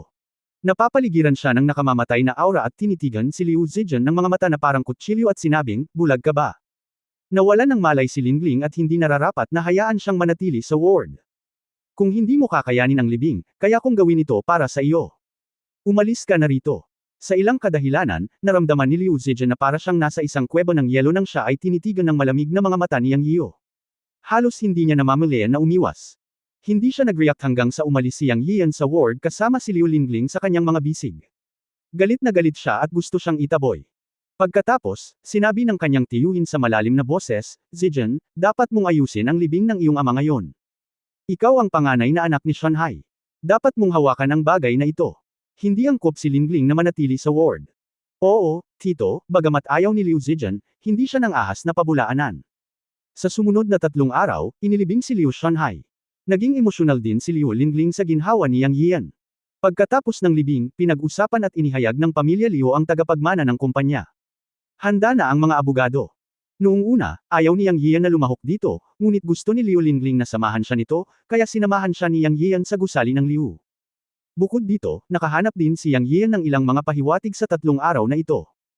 Ayon sa oras ng pagkamatay ni Liu Shanhai at ang unang taong nakatuklas nito, ang hinala ay nakalok sa kapatid ni Liu Lingling na si Liu Zijian. Nalaman ni Yang Yiyo na si Liu Zijian ang nagbabantay kay Liu Shanhai noong araw na siya ay namatay, at may isa pang tao sa tabi ni Liu Zijian, isang kaibigan ni Liu Zijian. Nang mamatay si Liu Shanhai, ang kaibigan ni Liu Zijian ay nasa ward din. Tinawagan ni Yang Yiyo si Hunan para hilingin sa kanya na hanapin ang kaibigan ni Liu Zijian. Kung mahanap siya, malalaman niya kung sinaktan ni Liu Zijian ang kanyang adoptive father na si Liu Shanhai. Ayon sa mga reaksyon ng pamilya Liu, tila sinadya ni Liu Shanhai na gumawa ng isang testamento sa araw bago ang kanyang kamatayan. Kung gayon, maaaring ito ay isang pagpatay para sa kita. Anyway, basta mahanap natin ang taong kasama ni Liu Shanhai, dapat malinaw. Kabanata 486 ang itim na buhok ay pumuti. Sa meeting room ng Liu Group, inihayag ng abogado na ang tagapagmana ng pamilya Liu ay si Liu Zijian. Sa oras na ito, nakita ni Yang Yiyo ang ningning sa mga mata ni Liu Zijian. Bagamat itinago niya ito ng mabuti, paano siya makakatakas sa mga mata ni Yang Yiyo? Sa oras na ito, nag-vibrate ang mobile phone ni Yang Yiyo. Si Hunan ang nagpadala ng text message at video. Matapos itong panuurin, umupo si Yang Yiyo sa tabi ni Liu Lingling at biglang tumayo. Sa oras na ito, si Liu Zijian ay magsisimula ng pumirma. Teka, walang pakialam na tumingin si Yang Yiyo kay Liu Zijian. Karamihan sa mga tao sa meeting room ay tumingin kay Yang Yiyo, nagtataka kung ano ang gagawin ni Yang Yiyo, isang tagalabas. Maging si Liu Lingling ay tumingin kay Yang Yiyo na may pagtataka. Ibinigay ni Yang Yiyo ang telepono kay Liu Lingling at sinabing, tingnan mo muna ang impormasyong ito.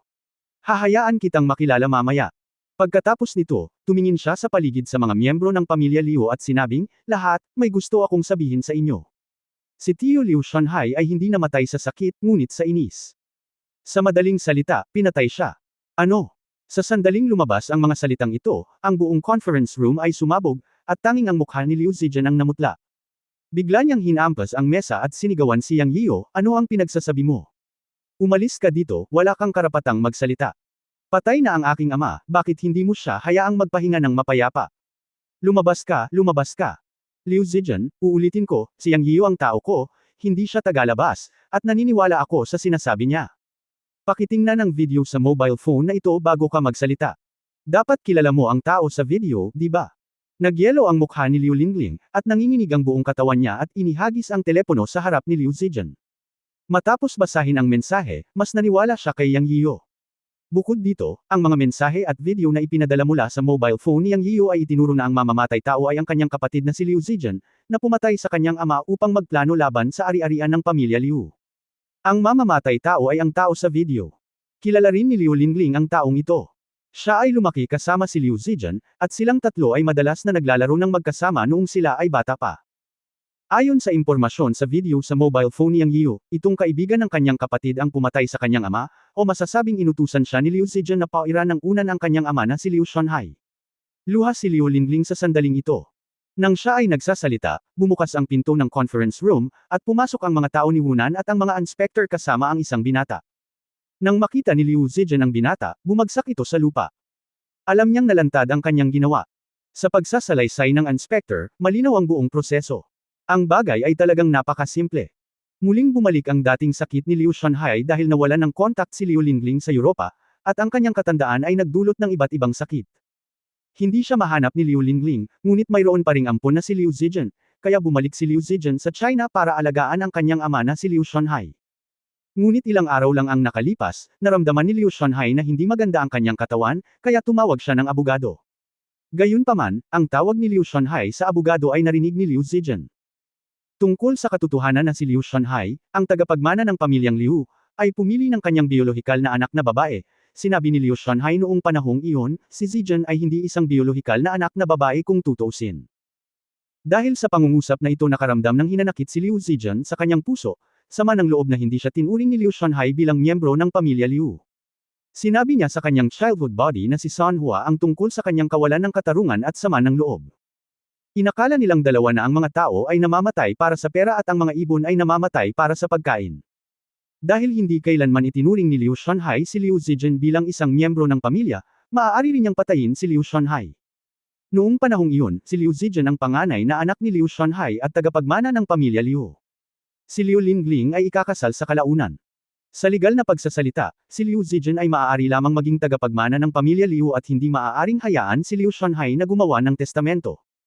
Kaya dinala ni Liu Zijian si Sun Hua, ang kanyang masamang kaibigan, sa ward at sinulsal ng unan si Liu Shunhai hanggang sa mamatay.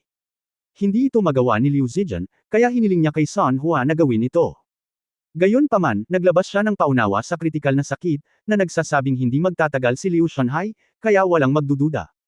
Sa ganitong paraan, siya, si Liu Zijian, ang tagapagmana. Sa kanyang pangunawa kay Liu Lingling, ang kanyang kapatid na babae, hindi ito makikipagkompetensya sa kanya. Sa pagkakataong iyon, binigyan ni Liu Zijian si Sun Hua ng malaking halaga at hiniling sa kanya na pumunta sa South Country para magtago muna.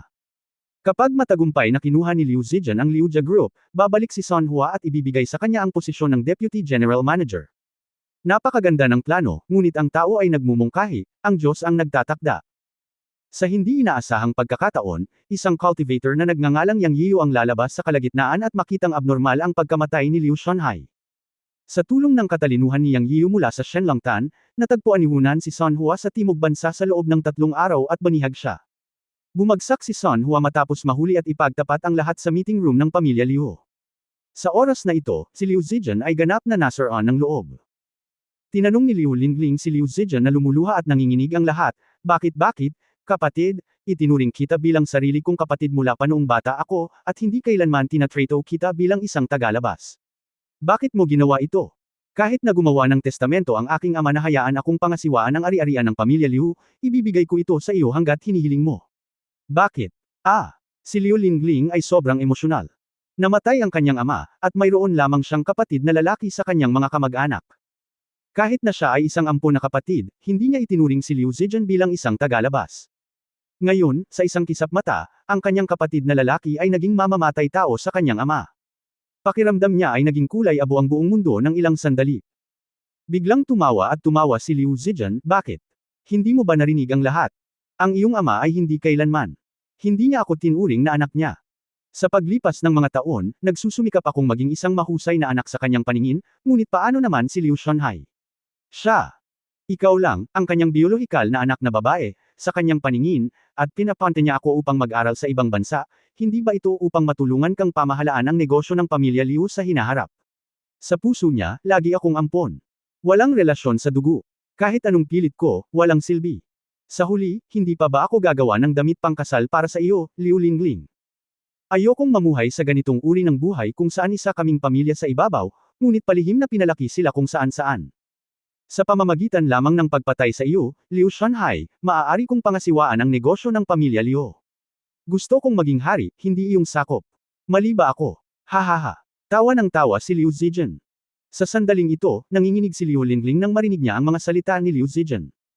Sa pagtingin kay Liu Zijian, nalaman ni Yang Yiyu na ang mga mata ni Liu Lingling ay naging pula ng dugo, at ang mga kuko sa kanyang mga kamay ay biglang hamaba at naging itim. Alam niyang nasa bingit na si Liu Lingling na mawalan ng kontrol sa kanyang emosyon sa oras na ito.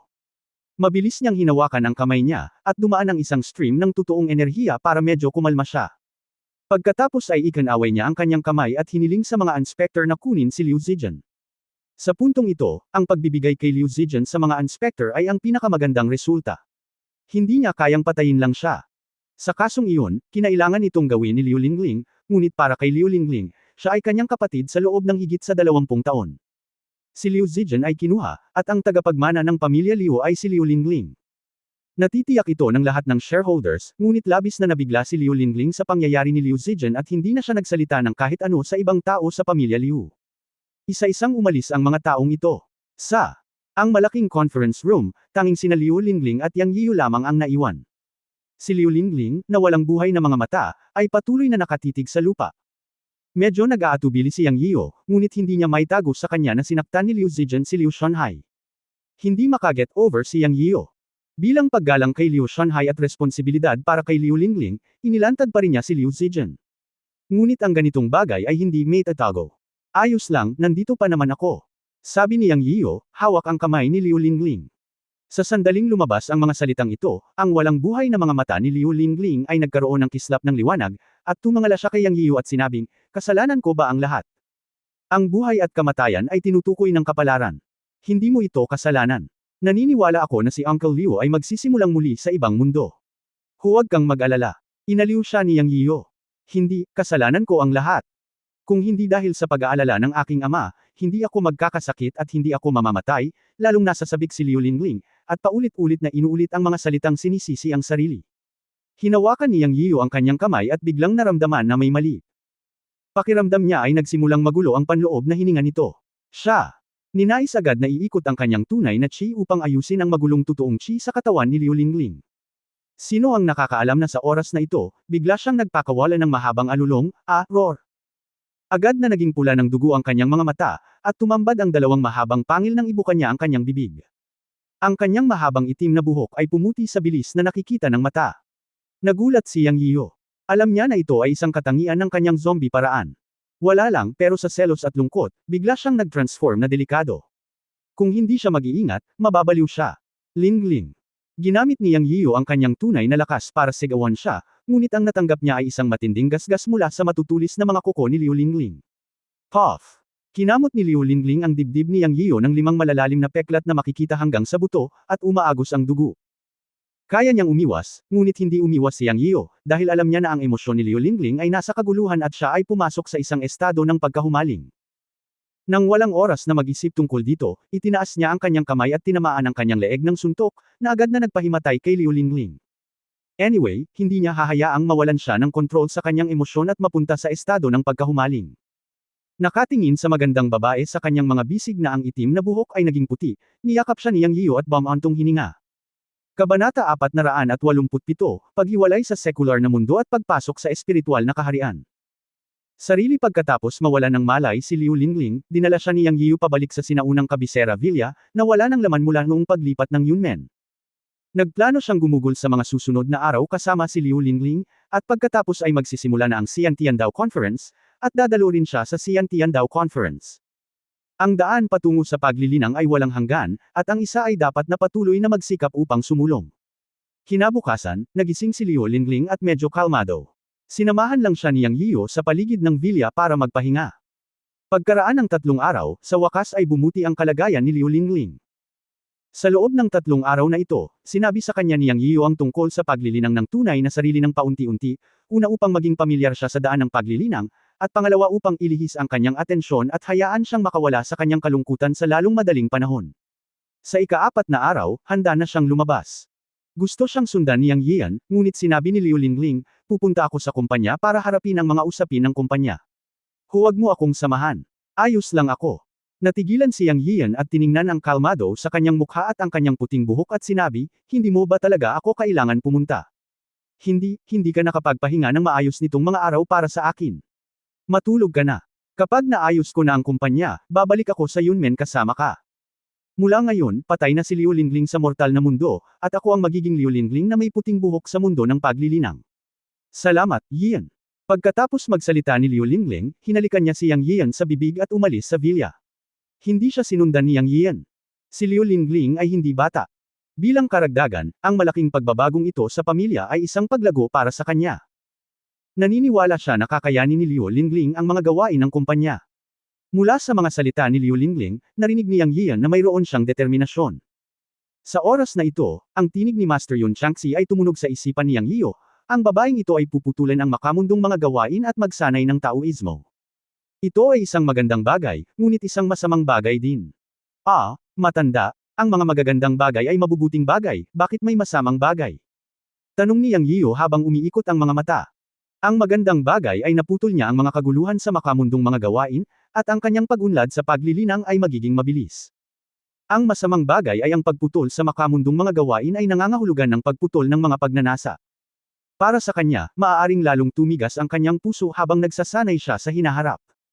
Hehe, bata, huwag mong isipin ang kagandahan sa iyong mga bisig sa oras na iyon, hahaha, natatawa ng husto si Yun Changxi. Ito, hindi naman masyadong exaggerated, di ba? Hindi naman siya matigas ang loob kahit sa akin, di ba? Medyo nabahala si Yang Yiyo. Matigas man o hindi ang puso niya, makikita mo pagdating ng panahon. Gayunpaman, hayaan ang mga bagay na kumuha ng kanilang sariling landas sa mundo, at huwag pilitin ito. Naranasan ng babaeng ito ang sakit ng pagkawala ng kanyang mga magulang, at ang pagtataksil ng kanyang mga kamag-anak.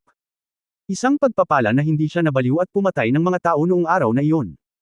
Kung gusto mo talagang gumawa ng mabuti para sa kanya, sundin mo lang ang gusto niya sa hinaharap. I think if I want her to soften her heart one day, I have to wait until her white hair turn black again. Hanggat ang kanyang puting buhok ay hindi umitim, ang kanyang puso ay magiging malamig at matigas. Lahat ng ito ay kapalaran. Ang babaeng Diablo bagamat patay na ang pulang si Buddha, magkakaroon ng mas makapangyarihang babaeng demonyong may puting buhok sa mundo.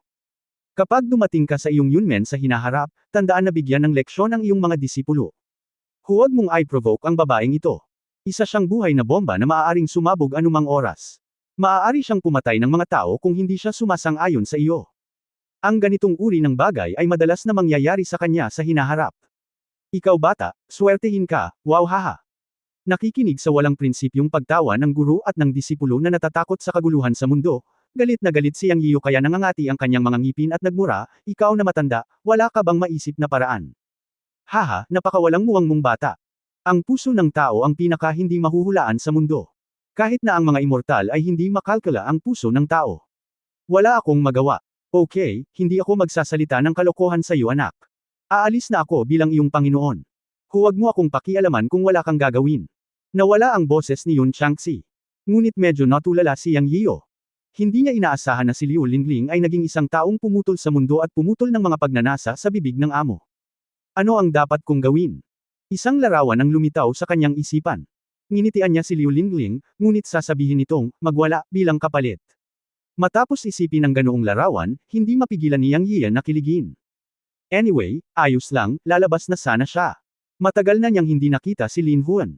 Sa pagkakataong ito ay bumalik siya upang samahan si Liu Lingling. Hindi pa niya ito nakikita, ni hindi pa siya nakakapunta sa Yunqi Company. Ito ang tamang oras para hanapin si Liu Ziki para makipag-chat. Yunqi Building, pagkarating ni Yang Yiyan sa pintuan, nakita niya ang mga security guard na naka-duty at halos hindi niya namamalayan. Medyo napatigil siya ng mga security guard sa pinto, at malalim ang memorya. Gayunpaman, nang huminto siya, dalawang security guard ang lumapit at binati siya mula sa malayo. Hello, Chairman. Kilala mo ba ako? Natigilan si Yang Yiyan. Sa pagkakataong ito ay nakaharap na siya sa bagong mukha. Hindi lang siya pinigilan, tinawag din niya itong chairman mula sa malayo. Napaisip talaga siya. Ngumiti at humingi ng paumanhin ang isa sa mga security guard na halos 2 metro ang taas, Chairman, nagbibiro ka. Kailangan naming tingnan ang iyong mga larawan araw-araw. Maging abo ka man, makikilala ka namin. Ano ang sinabi ng malaking lalaki? Laking gulat naman ang isa pang katabi niya nang marinig niyang sinabi talaga ng big guy na naging abo ang chairman, at mabilis niyang pinagalitan ang big guy. Napagtanto ng malaking security guard na mali ang sinabi niya, at namutla ang mukha niya. Tumingin siya kay Yang Yiyo at nauuto, Chairman, Chairman, huwag kang magalit, hindi ako makapagsalita. Nakita namin na masyado kang nasasabik at mali ang sinabi. Sorry talaga. Pinagpapawisan ng noo ni San Mao, at isinumpo niya ang mga ninuno ng malaking lalaki. Ito ang ritmo ng pananakit sa mga kapatid na mawalan ng trabaho. Paano mo masasabing magiging abo ang chairman? Ngayon ay maaari lamang ipagdasal ni San Mao na si Chairman Yang Yiyo ay talagang tulad ng usap-usapan, at siya ay mas mapagbigay at hindi nagtatangi sa mga security guard ng kumpanya. Hindi alam ni Yang Yiyo kung tatawa o iiyak, at labis siyang nanlumo. Dati, 3 o 5 beses siyang dumating, at kalahati ng oras ay haharangan siya ng mga security guard na hindi niya kilala. Ngayon ay kilala na nila ang isa't isa mula sa malayo, at hindi nila siya pinigilan, ngunit sila ay bumantong hininga. Sa pagtingin sa kanilang dalawa, si Yang Yian ay nagtanong, huwag kang mag-alala, hindi ako ganoon kaliit. Mga estranghero kayo, paano ninyo ako kilala? Kilala mo ako kahit abo ako. Haha, by the way, nasa company ba si Li Dai? Biro ni Yang Yian. Ahem, si Chairman Li Dalao ay nagpunta sa isang business trip kasama si General Manager Liu. Ngayon ang aming bagong kumikilos na kapitan ay namamahala sa punong tanggapan ng Guda. Kilala ka namin dahil ang bagong acting captain ay nagsabit ng larawan mo sa aming silid ng pagsasanay at hiniling sa amin na umawit ng isang slogan sa harap ng iyong larawan tuwing umaga at gabi pagkaalis namin sa trabaho. Naunawaan ito ni Yang Yian nang marinig niya ito. Pakiramdam niya ay interesante para sa kapitan na ito na purihin ang kanyang amo. Araw-araw siyang tumitingin sa sarili niyang litrato. No wonder nakilala siya ng dalawang security guard mula sa malayo. Li Dalao. Anong slogan? Pakiramdam ni Yang Yian ay napaka-interesante. Ang bagong acting captain natin ang nagsabi na tatawagan natin si General Manager Li Dai Li Dalao mula ngayon. Ang slogan ay, Chairman, kumusta ka na? Unang sinabi ng malaking lalaki. Isang pangungusap lang ito. Oo, isang pangungusap lang ito. Sige, dalhin mo ako para tingnan. Tamang hanapin mo ang bago mong kapitan. May kinabukasan ang batang ito, haha. Chairman, nasa training room ang kapitan natin. Ihahatid kita doon. Malaking lalaki, magbabantay ka. Natakot si San Mao na baka may masabi ang malaking tao, kaya dinala niya si Yang Yian doon. Si Yang Yian ay bihirang interesado. Hindi pa siya nakakapunta sa security department ni Yunki. Sa pagkakataong ito, narinig niya ang isang bagong dating na nambobola sa kanya sa iba't ibang paraan, nakawili-wili. Anyway, wala na sina Liu Zeki at Li Dai sa mga business trip, hindi pa banggitin na si Lin Huan, ang financial officer, ay maaaring nasa business trip din. By the way, nasa business trip din ba si Lin Huan, ang financial director ng kumpanya? Casual na tanong ni Yang Yian. Oo, Chairman. Okay, pumunta tayo sa iyong security department para tingnan. Pumasok ang dalawa sa elevator. Tinanong ni Yang Yian ang pangalan ni San Mao at casual na nakipag-chat. Sa mga salita ni San Mao, ang bagong acting captain ay nagsasanay ng mga bagong security guard sa ngayon, kaya tama lang na anyayahan si Yang Yian, ang chairman, na mag-inspection. Isang palapag ang inukupa ng Departamento ng Seguridad ni Yuntian, sa ikapitong palapag. Pagkabukas ng elevator, dinala ni San Mao si Yang Yian sa training room. Nang nasa pintuan na siya, agad na narinig ni Yang Yian ang isang pamilyar na boses. Magsalita ng mas malakas, at ang mga paggalaw ay dapat na maayos na binalak. Kapag sumigaw ka, dapat humanga ka, understand? Naiintindihan. Itinulak ni San Mao ang pinto ng training room na bukas kay Yang Yian. Sa sumunod na sandali, nakita ni Yang Yian ang mahigit 20 security guard na nakatayo sa harap ng dingding. Sa dingding, nakita ni Yang Yian ang isang malaking larawan ng kanyang sarili mula sa malayo, na naka-frame. Sa ibaba ng frame ng larawan ay isang mesa na may mga set ng tsaa, mga plato ng prutas, sigarilyo at mga buto ng melon sa mesa, na tila isang buhay na bulwagan ng pagluluksa. Isang binata ang nakaupo sa isang upuan sa kaliwang bahagi ng mesa. Sa oras na ito, sinabi ng binata, handa nang magsimula, bow. Pagkatapos, mahigit 20 security guard ang pumila ng maayos at nagsimulang yumuko sa binata na nakaupo, o sabihin, ang kanilang sariling mga larawan. Muntik nang matamba si Yang Yian nang makita ang eksenang ito. Bigla niyang sinabi sa mahinahon ngunit nakakapangilabot na tono, hindi pa patay si Master Dugu Hui. Ang binatang ito ay walang iba kundi ang kanyang pinakamatandang disipulo si Dugu Hui. Napag-usapan ni Yang Yian at Liu Zeki na sa hinaharap, ang mga disipulo ng Yunmen ay unang pupunta sa Yunki para sa pagsasanay. Noong huling tawag ko, sinabi ni Zhao Nan na lumabas ang batang ito para maglakbay, ngunit hindi ko inaasahan na nasa Yunki siya. Well, kung Yunki yun, Yunki yun. Hindi mahalaga. Ang pangunahing punto ay ang eksenang nililika ng brat na ito ay parang isang serbisyong pang-alaala para sa kanyang sarili. Kabanata 488, ang katutubong teorya ng bundok Xiangbei. Guro. Naka-cross-legged si Dugu Hui at nag-e-enjoy sa kanyang mga opisyal na tungkulin nang bigla niyang marinig ang boses ni Master Yang Hio, na tila isang kuweba ng yelo. Muntik na siyang mahulog sa upuan niya. Mabilis siyang tumayo at nakita na ang taong may madilim na mukha sa likod ng karamihan ay talagang si Master Yang Hio. Ito ay natakot sa kanya hanggang sa mamatay. Sa orihinal, siya at ang kanyang dalawang nakababatang kapatid na sina Wang Zhongren at Wu Jian ay lumabas upang makakuha ng karanasan. Sinabi ni Wang Zhongren na gusto niyang umuwi para makita si Wu Jian. Hindi sila compatible ni Wu Jian, kaya pumunta siya sa ibang lugar. Pinuntahan niya si Yunki dahil sinabi ni Master dati na isang klase din ng practice ang pagpunta sa Yunki Company, kaya pumunta siya sa Yunki.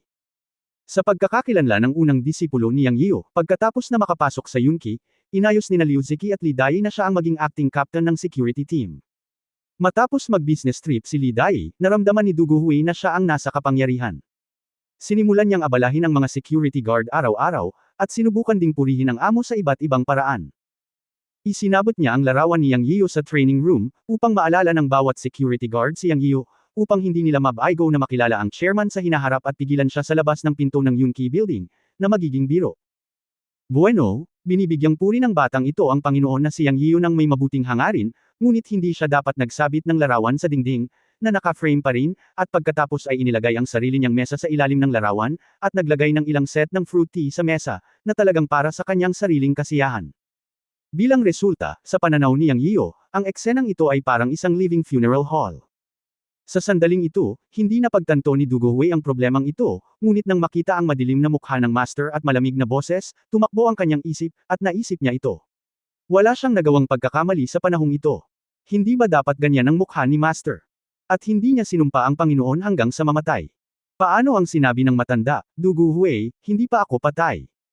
Sa pag-iisip sa kanyang puso, si Du Guhui ay bumalik sa kanyang katinoan, nagmamadaling pumunta kay Yang Yian, at pinilit na ngumiti, Guru, miss na miss kita. Sinabi ni Master Zhao na pumunta ka sa Europa. Kailan ka pa bumalik? Hindi mo man lang ako tinawagan. Susunduan kita. Master, umupo ka muna. Batay sa nakaraang karanasan, ang Master ay malapit ng magalit at magtipon ng mga tao. Nakangiti lang si Du Guhui. Sabi nga sa kasabihan, hindi ka pumapatol sa taong nakangiti. Tsaka ang daming security guard sa eksena, at walang dapat gawin sa kanya ang Master. San Mao, bumaba muna kayo, tandaan mong isara ang pinto. Sabi ni Yang Yian kay San Mao. Okay, Chairman. Sumang-ayon si San Mao, ikanaway ang kanyang kamay at pinalabas ang lahat sa silid ng pagsasanay. Bang! Nagsara ang pinto, na nagpalundag sa puso ni Du Guhui.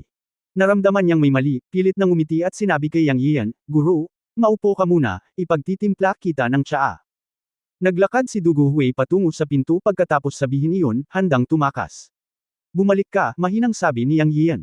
Nagulat si Du Guhui, huminto siya at pinilit na ngumiti, Guro, ano ang gusto mong gawin ko? Huwag kang mag-alala, gusto kitang makausap tungkol sa morning hall. Ahway, maglagay ka lang ng incense burner sa mesa at magsindi ng kandila, hindi pa ba sapat? Hindi ka talaga seryoso. Ngumiti si Yang Yiu at itinuro ang litrato habang nakatingin kay Du Guhui. Morning hall. Kandila. Si Du Guhui ay natigilan saglit, at tumingin sa subconsciously. Not to mention that after Master Yang Yiu said that, ang eksenang ginawa niya at ang bao na ginawa niya ngayon lang talaga ay nagmukhang morning hall. Wala siyang utak para mag-isip tungkol dito noon, ngunit ngayon. Tumingin si Du Guhui sa nakangiting mga mata ni Master Yang Yiu at malapit nang umiyak. Nauutol niyang sabi, hindi. Guro, pakiusap makinig sa aking paliwanag. Hindi talaga ako nag-isip masyado. Nirerespeto lang kita. Iniisip ko na pinatigil ka sa labas ng gate ng mga security guard nang dumating ka sa kumpanya kanina. Iyon ay dahil walang nakakakilala sa iyo sa mga security guard ng kumpanya. Binigyan ko lang sila ng training. Hindi ko talaga sinasadyang isumpa ka. Pinunasan ang malamig na pawi sa kanyang noo, sa wakas ay natapos ni Du Guhui ang kanyang paliwanag. Pagsasanay. Kinaikit ni Yang Yiu ang kanyang mga mata at biglang lumabas sa gilid ni Du Guhui. Sa sandaling ito, si San Mao at ang kanyang grupo sa labas ng training room ay inilapit ang kanilang mga tainga sa pinto upang makinig sa paggalaw sa loob. Sa silid ng pagsasanay, narinig ang mga hiyawan ni Du Guhui, Master, tigilan muna ako, At narinig ang mga sumpa ni Yang Yiu, hinayaan kitang sanayin ako, bastard, at nagtayo ka ng isang morning hall bago ako mamatay, Hinayaan kitang magpakitang gilas. Master, nagkamali ako. Itigil mo na ang paghampas sa akin, huwag mo akong hampasin sa mukha. Narinig ni San Mao at ng iba pa ang mga hiyawan sa silid ng pagsasanay, at hindi nila napigil ang manginig. Sa pag-aakalang kasali rin sila, namutla ang kanilang mga mukha at nagtakbuhan silang lahat. Sa training room, pinunasan ni Yang Yiu ang kanyang pawis at umupo sa upuan, habang si Du Guhui ay nakahiga sa lupa at umiiyak. Nag-training siya ng 10 minuto nang hindi gumagamit ng anumang totoong enerhiya, sumuntok lang. Halika rito at magtimpla ng tsaa. Kung patuloy kang magpapanggap na patay na, bibigyan kita ng dagdag na pagkain. Sa sandaling sinabi ito ni Yang Yiu, bumangon si Du Guhui mula sa lupa sa isang iglap, ngumisi, at mabilis na nagbuhos ng tsaa para kay Yang, bumubulong sa kanyang puso, nabugbog mo ang isang tao at iniinom mo pa rin ito. Ako yung binubugbog mas uhaw sa'yo. Ang pagiging master ay mahusay. Walang dahilan para talunin ang iyong apprentice. Hindi, kukuha ako ng apprentice balang araw. Master na rin ako sa foundation building stage ngayon. Nagalit si Dugu Hui sa kanyang puso at nagplano na siyang kumuha ng apprentice para ilihis ang puot, kung hindi, siya ay magiging lubhang hindi balanse. Sabihin mo sa akin, nasaan ang iyong dalawang kapatid na lalaki? Tanong ni Yang Yiyu kay Dugu Hui pagkatapos uminom ng tsaa. Pumunta ang pangalawang junior brother sa bahay ni Yan Cheng, at hindi sinabi sa akin ang ikatlong junior brother noong umalis siya.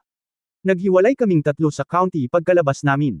Sabi ni Dugu Hui. Mabahong bata, sabihin mo sa akin, mukha ka bang senior kuya? Ha? Sina Zongren at Wu Jian ang iyong mga kapatid na junior. Bilang senior brother, hindi ba dapat isama mo sila kapag lalabas ka para mag-practice? Sabihin mo sa akin ito, ang mga disipulo ng Yunmen ay dapat magkaisa. Okay, makinig ka sa akin, hanapin mo ang iyong dalawang junior brothers, at pagkatapos ay dumiretso sa Changbei Mountain sa Hilagang Silangan. Ang Xiantian Dao Conference ay magsisimula sa kalahating buwan. Marami na sigurong puwersa ang napunta doon ngayon. Mauna na kayong tatlong magkakapatid. Pupunta ako doon sa loob ng ilang araw. Hindi ko na kayo makikitang tatlo. Mag-ingat sa iyong mga binti. Umalis ka dito. Kahapon lang, nakatanggap si Yang Yiyu ng tawag mula kay Wudang Chenju na nagtatanong tungkol sa pagpunta sa Xiantian Dao Conference. Sinabi niya na naghahanda na silang umalis, at ang lokasyon ay Changbei Mountain sa Hilagang Silangan. Ang Xiantian Dao Conference ay hindi isang nakapirming lokasyon. Sa katunayan, ito ay ginanap sa maraming lugar sa Jiuzhou, tulad ng tuktok ng Kunlun, isang tiyak na bahagi ng Mount Everest, ang mga bundok sa Yunnan at Guizhou, at ang mga lugar sa baybayin. Ang isang tiyak na isla at iba pa ay lahat ng mga lugar kung saan umiiral ang mga lihim na lugar. Sa pagkakataong ito ay gaganapin sa Changbei Mountain sa Hilagang Silangan ayon sa kombensyon. Hihintayin ni Yang Yiyan si Liu Lingling upang ayusin ang mga bagay, at pagkatapos ay sumama sa mga tao ng Wudang. Para kay Dugu Hui, Wang Zongren at Wu Jianje, isa ring magandang karanasan para sa kanila na palawakin ang kanilang pananaw. Sa halip na gumala-gala, mas mabuting hayaan silang pumunta sa Hilagang Silangan. Narinig ni Dugu Hui na hiniling ng kanyang amo na lumahok sa Xiantian Discussion Conference, at agad siyang natuwa. Natangay na ang depresyon na nabugbog kanina. Ngumisi siya at sinabing, Master, huwag kang mag-alala, dadalhin ko talaga ang dalawang junior kong kapatid para pumunta doon ng maaga para maghanda sa laban. Hehe, akala ko hindi mo kami pinayagan, at napag-usapan naming tatlo ng palihim na pumunta. Buti na lang ngayon, sa wakas, mapalawak ko na ang aking pananaw at maipakita ang aking kakayahan, haha. Makinig ka sa akin, bata, huwag kang manggulo kapag lalabas ka, at huwag mong aibuli ang mga ordinaryong tao, kung hindi, mabali ko ang iyong mga binti ng aso. Siyempre, kung may nang-aapi sa iyo, talunin mo siya ng husto. Kung nanalo ka, iulat ang pangalan ng iyong master. Kung matalo ka, huwag mo nang banggitin, para hindi ako mapahiya. Pagkatapos magsalita ni Yang Yiyu, malungkot na gumanti si Dugu Hui, Guru, anong klaseng loika ito? Bakit pangalan mo lang maa-announce kung nanalo ka? Pero hindi mo masasabi kung natalo ka. Masyado kang matalino. Halika, huwag na lang nating sabihin na alagad mo kami kapag lalabas tayo, okay? Yun ang pinakamaganda. Anyway, wag mo lang akong ipahiya. Narito ang isang bote ng Chi Gathering Pills. Nirefine ko lang itong mga ilang araw. Mayroong 9 na table tas. Kayong tatlong magkakapatid ay makakakuha ng tig-3. Kunin mo. Pagkatapos sabihin iyon, inihagis ni Yang Yiyu ang isang bote ng Chi Gathering Pills kay Dugu Hui. Gamit ang mga table tas sa kamay, magiging maginhawa upang magsanay o maglagay muli ng totoong chi. Salamat, Guro. Alam ko na ikaw ang pinakamahusay. Ang pagpalo ay pag-ibig at ang pag-aaway ay pag-ibig.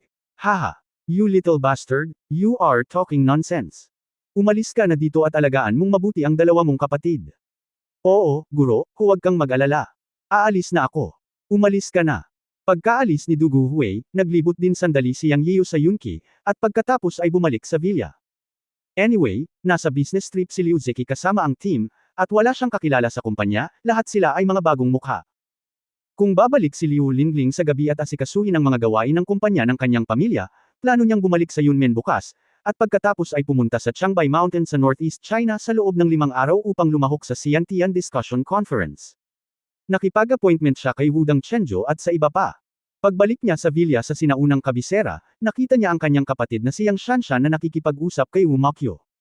Dumating din sina Qiao Fu at Wu Moxia. Nang makita ang kanyang kapatid na si Yang Shanshan, ngumiti si Yang Yiyu. Mahigit 2 buwan na niyang hindi nakita ang babaeng ito. Matapos mag-usap sandali ang magkapatid, biglang may sinabi si Yang Shanshan kay Yang Yiyu, na nagpatahimik kay Yang Yiyu. Kuya, may lolo tayo diba? Bakit hindi mo sinabi sa kanya? Kabanata 489, ang kapangyarihan ng Yunmen ay tumataas ng walang katulad. Hindi kailanman sinabi ni Yang Yian sa kanyang kapatid na babae at lola ang tungkol sa kanyang lolo dahil alam niyang ito ay magpapaalala sa kanyang kapatid ng kanyang ina at magpapalungkot sa kanya. At ang kanyang kapatid na babae na si Yang Shanshan ay dating katulad niya, siya ay may sama ng loob sa kanyang ina sa paglayas sa bahay. At ang katotohanan ay nagpunta ang kanyang ina upang hanapin ang kanyang ama. Kaya hindi niya sinabi ang bagay na ito, ngunit hindi niya inaasahan na siya ang magkukusa para magtanong ngayon, halatang may narinig siya. Oo, sinong nagsabi sa'yo? Dahil alam niya ito at hindi siya bata, handa si Yang Yian na sabihin sa kapatid niya ang totoo. Sinabi sa akin ni Sister Jiaonan, at pagkatapos ay alam kong may lolo tayo. Sabi ni Yang Shanshan. Yang. Natigilan si Yian. Noong huling pagkakataon sa Financial City, marami kay Jiaonan at iba pa ang nakakita sa lolo, ngunit nakalimutan niyang hilingin kay Jiaonan at sa iba pa na huwag sabihin sa kanyang kapatid ang tungkol dito.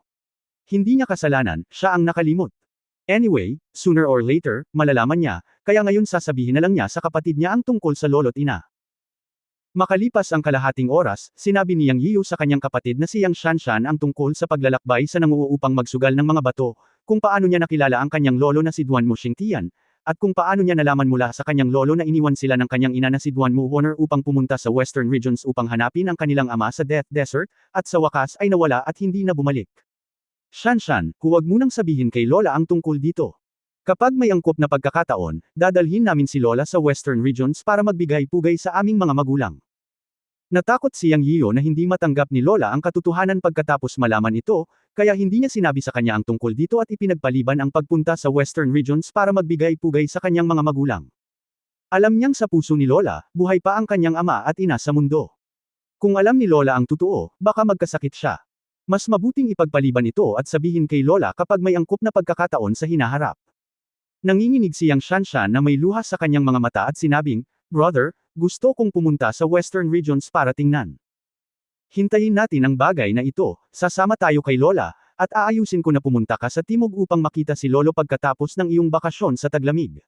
Well, matapos mag-chat sandali ang magkapatid, bumalik si Yang Shanshan sa paaralan. Patuloy na pinrotektahan siya ni Qiao Fu at Wu Maxia. Si Yang Yian ay hindi nang ahas na i-relax ang kanyang pagbabantay. Pinatay niya ang napakaraming likas na sinaunang mandirigma mula sa tatlong sekta ng Shenzong, Yinyuman at Qingcheng sa Financial City. Ito ay itinuturing na isang nakamamatay na awayan. Sa ngayon, ang tatlong sekta na ito ay gumagawa pa rin ng mga hakbang. Kung mas ganito ang kaso, mas hindi nang ahas si Yang Yian na i-relax ang kanyang proteksyon sa kanyang mga kamag-anak at kaibigan. Ngunit ngayon ay hindi na siya natatakot sa sinuman. Sa panahon ng paglalakbay sa Europa, ang kanyang paglilinang ay umabot sa huling yugto ng panahon ng pagtatayo ng pundasyon, na katumbas ng advanced na kaharian ng ika-9 na antas ng katutubo. Hanggat hindi siya nakatagpo ng isang pag-iral na lampas sa likas, mayroon siyang kumpiyansa na makitungo sa sinuman. Siya at si Wumakyo ay naiwan sa villa. Para naman kay Wumakyo, hindi siya pinayagan ni Yang Yian na sundan ang kanyang kapatid na si Yang Shanshan sa pagkakataong ito. Kumuha siya ng mga shift kasama sina Qiao Fu at Wu Maxia at naghanda na hayaan siyang bumalik sa pagsasanay ng mabuti. Sa tatlong ghost cultivator, si Wu Makyu ang may pinakamahusay na talento para sa cultivation, kaya isasama rin ni Yang Yian si Wu Makyu sa Xiantian Discussion Conference. Sa usapin ng labanan, medyo kulang pa sa marka si Wu Makyu, kaya kailangan niyang sanayin ng mabuti. Ang Yunmen ay may ilang mga tao na may mahusay na talento para sa paglilinang at ang pagkakataong maapektuhan ang Golden Core. Walang duda na isa si Wu Makyu sa kanila. Sa hinaharap, tiyak na isa siya sa mga unang tao sa Yunmen na makapasok sa Golden Core.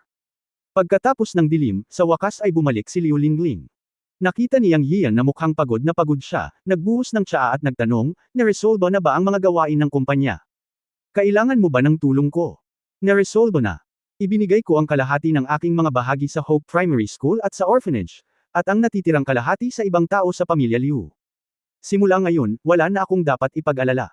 "Salamat, Yanzi, babalik tayo sa Yunmen bukas." Mahinahong sabi ni Liu Lingling. Yang Yian ngumiti, "Sige, babalik tayo bukas." Nagkataon na ang Xiantian Discussion Conference ay magsisimula na sa loob ng ilang araw, at babalik ako para magayos. Habang nagsasalita, inabot ni Yang Yian at hinawakan ang kamay ni Liu Lingling. Gayunpaman, wala siyang nakuha. Tumalikod si Liu Lingling at umalis, nagsasabing, "Pagod na ako, magpapahinga muna ako." At saka tumalikod at umakyat. Ang kamay niyang ay nakaunat sa hangin, at ang kanyang puso ay nanlamig. Sa pagtingin sa likod ni Liu Lingling habang siya ay umalis, ang kanyang isip ay napuno ng mga salita ng kanyang Panginoon na si Yun Changxi, na siya ay magiging mas malamig at malupit pagkatapos na lisanin ang mundo ng mga mortal at pumasok sa larangan ng paglilinang. Siyempre, ito ay isang magandang paraan ng pagsasalita. Ang hindi kas-iya siyang paraan ng pagsasalita ay si Liu Lingling ay magiging mas malupit at malamig sa hinaharap, at ilalayo ang mga tao. Nagsimula na ba? Umiyak si Yang Yian sa kanyang puso, ngunit wala siyang pagpipilian. Sinabi ng matanda na ang kasalukuyang kalagayan ni Liu Lingling ay hindi mapipilit na gumawa ng anuman. Iniisip kung paano magiging malamig ang loob ni Liu Lingling sa hinaharap, naramdaman ni Yang Yian ang pagbara sa kanyang puso. Siya! Kinasusuklaman si Liu Zijian sa kanyang puso. Kung si Liu Zijian ang nasa harapan niya ngayon, susuntukan niya ito ng magkapira-piraso. Si Liu Zijian ang nagpabago sa mood ni Liu Lingling. Siyempre, nasa puso lang niya ang iniisip. Nakatanggap na si Liu Zijian ng mga legal na parusa. Pagkatapos ng lahat, si Liu Zijian ay isang ordinaryong tao lamang. What the hell is going on? Umiling-iling at tumawa ng mapait, dumiretso si Yang Yiu sa secret room ng villa para magnilay at magsanay. Kinabukasan, diretsyong nagmaneho sina Yang Yiu, Liu Lingling at Wu Mokyu patungong Yunmen at nakauwi ng tanghali. Gaya ng nakagawian, dinala ni Yang Yiu si Liu Lingling upang magbigay pugay sa estatwa ni Master Yun Changxi at ipinakilala si Liu Lingling sa lahat. Pagkatapos makipag-usap kay Lola, tinawag ni Yang Yiu ang lahat ng magkasama sa gabi at inihayag na pupunta sila sa Changbei Mountain sa Hilagang Silangan para sa Xiantian Discussion Conference sa loob ng 5 araw. Sa pagkakataong ito, binalak ni Yang Yiu na isama ang lahat ng nakarating sa antas ng Xiantian, upang mapalawak ng lahat ang kanilang pananaw. Gayunpaman, sa mga kababaihan ng Yunmen, tanging sina Lu Zuoxi, Zhao Nan, Du Guoqing, at Wu Mokyu lamang ang nakaabot sa antas ng Xiantian. Ang iba ay hindi pa naitatag ang kanilang pundasyon, ngunit sila ay malapit na. Sa kanila, si Du Guoqing sa wakas ay nakalusot sa parehong antas ng Lu Zuoxi at naabot ang ika-9 na antas ng pagtatayo ng pundasyon matapos kunin ang ika-3 antas na gininto ang elixir sa pag-iisa mahigit 2 buwan na ang nakalipas. Naabot din ni Zhao Nan ang ika-6 na antas ng pagtatayo ng pundasyon pagkatapos ng mahigit 2 buwang pag-iisa. Ito ay nauugnay sa malaking halaga ng elixir na ibinigay sa kanya ni Yang Yiu. Si Wu Mokyu ay maihahambing pa rin sa ika-7 antas ng Xiantian, na sinundan ni Master Fang, na umabot na rin sa ika-3 antas ng pagtatayo ng pundasyon. Ang paglilinang ng iba ay magaling din, na may malaking improvement, lalo na si Qiuyun at Chen Qibian ay malapit ng magtayo ng pundasyon. Bukod sa iilang taong ito, ang natitira pang maaaring pumunta ay ang mga bagong casual na sinaunang mandirigman na sumali sa Yunmen. Lahat sila ay mga tao na maingat na natagpuan ni Feng Tianya. Ngayon silang lahat ay sumasamba sa Yunmen. Maliban kay Feng Tianya at sa 3 tao na lumaban sa pamilyang Hong sa Financial City, sila ang mga opisyal na disipulo ng Yunmen. Ang ibang mga casual na cultivator na pumasok sa Yunmen mamaya ay dapat magbigay ng kontribusyon sa Yunmen upang maging tunay na mga disipulo ng Yunmen. Sa mahigit 2 buwan, nakahanap si Feng Tianya ng kabuuang 86 na casual na sinaunang mandirigma na umabot sa antas ng Xiantian. Ito ang bilang ng mga tao na na-screen ni Feng Tianya. Kung hindi isa sa alang-alang ang karakter, sinabi ni Feng Tianya na magkakaroon ng hindi bababa sa 200 casual cultivator na sasali sa Yunmen. Walang paraan na ang mga kondisyon na inaalok ng Yunmen ay masyadong mapagbigay. 5 Qi Gathering Pills at Peiyuan Pills ang idinaragdag bawat buwan. Benepisyo lang ito para sa mga kakasali pa lang sa Yunmen. Si Feng Tianya at ang iba pang 3 tao sa simula ay tinatrato na ngayon ni Yang Yiu gaya ng ibang mga tao sa Yunmen. Ang mga mapagkukunan ng paglilinang ay binibigyang prioridad. Dahil dito, labis na naninibugho ang ibang mga casual na magsasaka. Handa silang lahat na gumanap ng mahusay sa Xiantian Discussion Conference at magsikap na maging tunay na mga disipulo ng Yunmen sa lalong madaling panahon.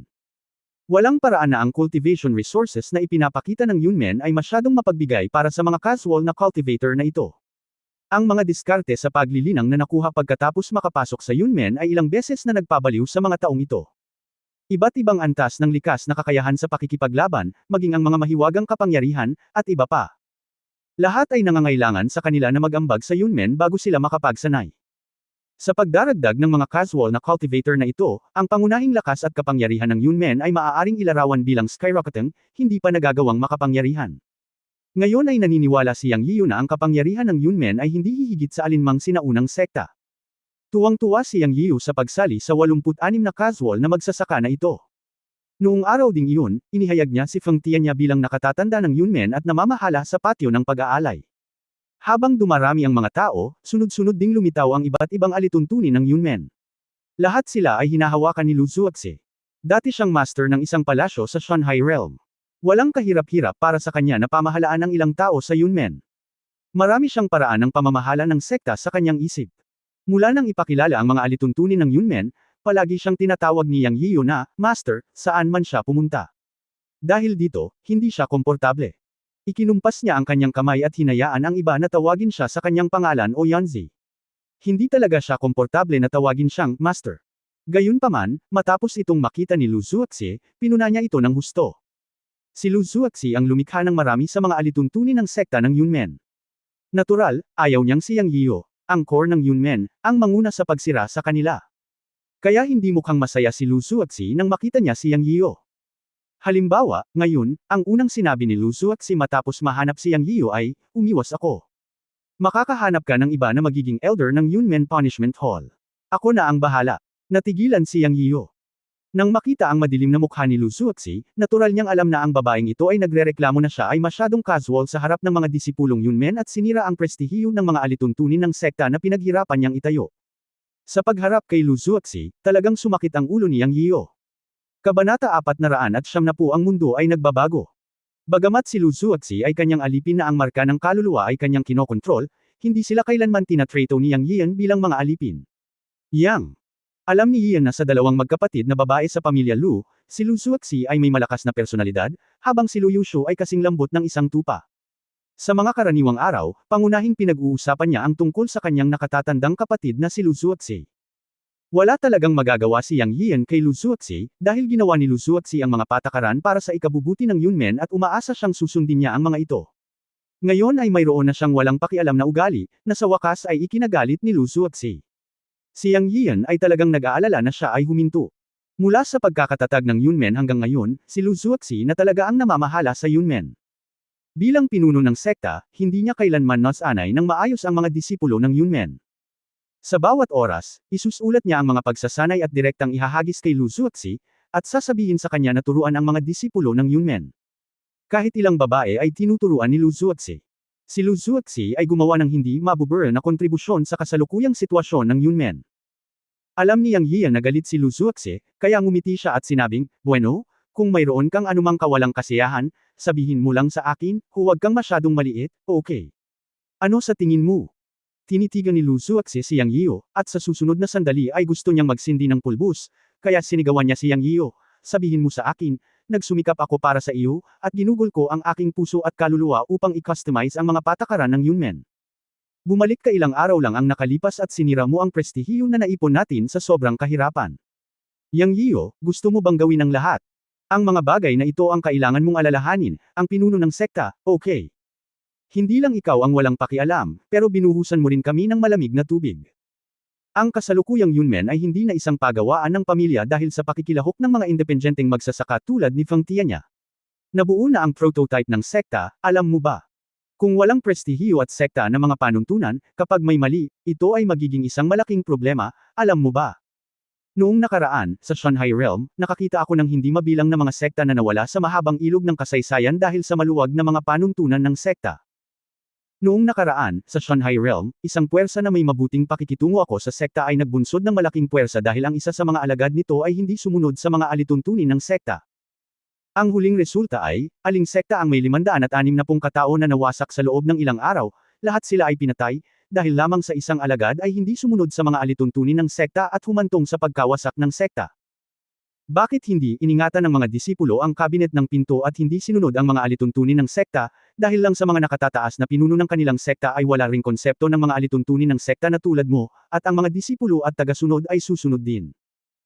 Magaling ka, ang tawag sa iyo ng mga tao ay master ng sekta, kailangan mong ibalik ang regalo sa kanila, at normal na ibalik ang regalo, ngunit hindi ka kumikilos na parang isang nakababatang kapatid, at nakikipaglaro ka pa rin sa kanila ng may ngiti, at walang pakialam sa walang laman na kagandahang loob. Yang Yian, hayaan mo akong sabihin sa iyo, ikaw, ang ulo ng pamilya, ay walang pakialam, at ang iba ay hindi rin pakialam. Pagsisisihan mo kung may mangyari sa araw na iyon. Ang kasalukuyang Yunmen, kasama ang sarili nating mga tao, ay halos isang congenital force ng halos 100 katao, hindi isang maliit na puwersa. Ano ang sasabihin mong dapat kong gawin kung ikaw ay manggugulo? Ako ang masamang tao sa harap, at ikaw ang mabuting tao sa likod. So walang saysay ang trabaho ko. Lalong natuwa si Lu Zuoxi, at halos ituro ang ilong niyang Yian at magmura. Hindi kailanman naisip niyang ang tungkol dito. Ngayon na narinig niya si Lu Zuoxi na nagrereklamo, naisip niya ito at napagtanto na ito ang katotohanan. Mabilis siyang humingi ng tawad kay Lu Zuoxi. Alam niya na talagang gumagawa ng mabuti si Lu Zuoxi para sa Yunmen at para sa lahat. Kung iisipin mo, totoo. Kung saan may mga tao, mayroong isang mundo. Ngayong mas maraming tao sa Yunmen, dapat magulo. Walang order kung walang rules. Kailangang seryosohin ang bagay na ito. Nanumpa siya kay Lu Zuoxi na hindi siya magiging maluwag sa hinaharap at makikipagtulungan sa kanyang trabaho. Si Lu Zuoxi ang nakatatanda sa parusa at mana ng Yunmen. Hindi naging madali para sa kanya. Hanggat ito ay mabuti para sa Yunmen, kahit na ipaliwanag at talunin siya ni Lu Zuoxi ngayon, handa siyang hindi lumaban. Pagkatapos ng paulit-ulit na pagtiyak, sa wakas ay huminahon si Lu Zuoxi, ngumuso at tumalikod. Pinunasan niyang Yiyo ang malamig na pawis at naglakad patungo sa pangunahing bundok. Seryoso ang babaeng ito, at talagang medyo guilty siya. Natatakot talaga siyang bumitaw siya. Sa lakas ng Yunmen, kailangan din niyang ayusin ang kanyang kaisipan at maging isang kwalipikadong sect master. Ngayon siya rin ang pinuno ng isang sekta na may 100 katao, at kailangan niyang maging mas responsable. Pagkatapos umakyat sa bundok, pumunta pa rin si Yang Yiyo sa malaking bato kung saan karaniwang tinutuluyan ng matandang si Jiexian. Bagamat nabasag ang malaking bato sa pakikipaglaban sa mga Zonqing noong nakaraang pagkakataon, ang matandang si Jiexian ay nakakuha ng malaking bato mula sa kung saan, at nakahiga pa rin siya dito at umiinom araw-araw. Magbabago ang mundo, Yun Boy. Sa sandaling lumakad siya sa harap ng matandang si Jiexian, maluwag niyang sinabi ang pangungusap na ito. Para sa ilang kadahilanan, nakaramdam ng kaunting inis si Yang Yiyo nang marinig niya ang hindi maipaliwanag na mga salita ni Jiexian. Tumalon siya sa malaking bato, kinuha ang lalagyan ng alak mula sa matandang si Jiexian, uminom ng isang malaking higop, at pagkatapos ay tumingin sa kanya at nagtanong, "Matanda, may isang bagay sa likod ng iyong mga salita, anong mundo ang magbabago? Sa tingin ko dapat ay narinig mo na ang Mountain and Sea Realm." Sabi pa ng matandang si Jiexian nang hindi nagmulat ng mata. Nagulat ang katawan ni Yang Yiyo, at naisip niya sa kanyang sarili, "Oo naman, alam ng matandang ito ang tungkol sa Mountain and Sea Realm. Matagal na siyang nasa Yunmen, natatakot akong may alam siya tungkol sa sitwasyon ni Lu Zuoxi at ng kanyang kapatid. Medyo alam ko, pero hindi masyado." Malabong nahulaan ni Yang Yiyo na maaaring magsabi ng ilang sikreto ang matandang si Jiexian ngayon. Malaki pa rin ang tiwala niya kay Yang Yiyo. Ang komunikasyon sa pagitan nilang dalawa ay naging isang pagkakaibigan anuman ang edad, at walang pagtatago. Sa oras na ito, ang matandang si Jiexian ay umupo, binuksan ang kanyang mga mata, tumingin kay Yang Yiyo at nagsabi, "Narinig mo ito mula kay Lu Zuoxi, tama ba?" "Oo," tumanggo si Yang Yiyo. Talagang alam niya ang tungkol sa magkapatid na Lu Zuoxi at Lu Yusho. Humigop ng alak ang matandang diwata ng alak at tumingin sa langit at nagsabi, "Noong sinaunang panahon, ang lupa ay talagang napakalaki, napakalaki. Nang maglaon, may naghiwalay sa mundo at hinati ito sa dalawang mundo, ang panloob na mundo at ang panlabas na mundo. Ang panloob na mundo ay tinatawag na Mountain and Sea Realm, na isang grupo ng mga tao na nagsasagawa ng Taoism at naghahanap ng immortalidad. Ang panlabas na mundo ay ang ating mundo ngayon. Maliban sa mga sinaunang mandirigma, may mga mortal. Dapat mong malaman ang lahat ng ito. Sa totoo lang, ang mga sinaunang mandirigma at mortal ay orihinal na iisa. Sa mata ng mga tao sa Mountain and Sea Realm, walang pinagkaiba ang mga sinaunang mandirigma at mortal. Lahat sila ay langgam. Masyado silang makapangyarihan. Sa Xiantian Dao Conference na ito, maaaring dumating ang mga tao mula sa Mountain and Sea Realm, kaya magbabago ang mundo. Ang orihinal na daanan ay isinara, ngunit ngayon ay may gustong buksan ang daanan at hayaang dumating ang mga tao mula sa Mountain at Sea Realm. Kabilang sa mga taong ito ang iyong mga kaaway, ang Outer Sea Divine Sect at ang Yinyu Sect. Natigilan din si Yang Yian nang marinig ang sinabi ng matandang si Jiexian na darating ang mga tao mula sa Mountain and Sea Realm, ngunit hindi niya ito naintindihan, kaya nagtanong siya, "Halika kung gusto mo, okay lang ba? Nabalitaan ko na ang Inner and Outer Realms ay orihinal na iisa, kaya dapat wala itong epekto sa atin, di ba? At, matanda, paano mo nalaman ito?" Ngumisi ang matandang si Jiexian at sinabing, "Hindi mo ba talaga naiintindihan, o nagpapanggap ka na nalilito? Ang mga tao mula sa Mountain at Sea Realm ay isang kalamidad para sa ating Earth. Sinabi ko lang na ang mga tao dito ay puro langgam sa mata ng kanilang grupo ng mga tao. Ano sa tingin mo ang mangyayari pagkatapos? Ang Mountain and Sea Realm ay hindi isang mundo ng batas, ngunit isang lugar kung saan nagtitipon ang mga buhay na nilalang upang linangin ang katotohanan at hanapin ang tao. May mga taong gumagawa ng masama. Ano sa palagay mo ang mangyayari kapag nakapasok na ang mga taong ito sa Earth? Ano ang mangyayari kung ang isang taong walang legal na konsepto ay papasok sa isang legal na mundo kung saan nagtitipon ang mga mortal, o sa madaling salita, may kapangyarihan ang isang panig na sirain ang mundo at ang kabilang panig ay walang armas. Sa oras na iyon, magkakaroon ng mga ilog ng dugo. Ikaw, ako, siya, lahat tayo ay magiging tupa at karne ng isda sa panahong iyon. Kapag ang mga taong ito ay pumasok sa ating henerasyon, ang mga kahihinatnan ay magiging mapaminsala, at ang mundo ay magugulo. Ano sa tingin mo ang mangyayari pagkatapos? Sa kasaysayan, ang mga tao mula sa Mountain at Sea Realm ay maraming beses na dumating sa Earth, at sa bawat pagkakataon ay nagdulot sila ng matinding pagdurusa sa mga buhay na nilalang. Ang ilan sa kanila ay magtatatag ng mga dinastiya, ang ilan ay magsasanay ng masasamang kasanayan, at iba pa. Hindi pa banggitin ang malayong nakaraan, may mga anino ng mga taong ito sa likod ng bawat henerasyon ng mga dinastiya sa Kyushu, at maaapektuhan ang kapalaran ng 10-10 milyong tao. Noong una, ang channel na nag-uugnay sa Mountain and Sea Realm ay isinara ng mga makapangyarihan, ngunit ngayon ay mayroon pa ring mga tao na ayaw sumuko at naghahanap ng paraan upang mabuksan ang channel ng Mountain and Sea Realm. Nabalitaan ko na may nakakaalam ng paraan para buksan ang channel sa Xiantian Discussion Conference na ito. Upang buksan ang channel sa pagitan ng Mountain at Sea Realm at ng Earth, hayaan ang mga tao mula doon na dumating. Sa tingin mo ay pinatay mo ang mga tao mula sa Shenzong at Yinyuman, bakit sila tahimik ng napakatagal? Hindi lang sila makapaglaan ng oras para harapin ka. Naghahanda sila para sa pagdaan sa Mountain and Sea Realm. Sa tansya ko, guguluhin kanila sa Xiantian Discussion Conference. Ang usapin ay apurahan. Aalis ako bukas para pigilan ng ilang tao sa paggawa ng mga bagay na makakasira sa sibilisasyon. Akala ko ay maaantala ko ito ng 3 taon, ngunit ngayon tila ang tao ay nagmumungkahi, ang Diyos ang nagtakda. Puno ng pag-aalala ang matanda nang magsalita ito.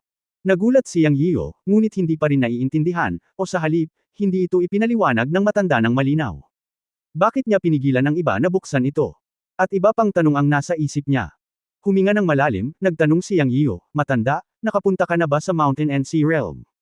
End of this chapter. Please like and subscribe.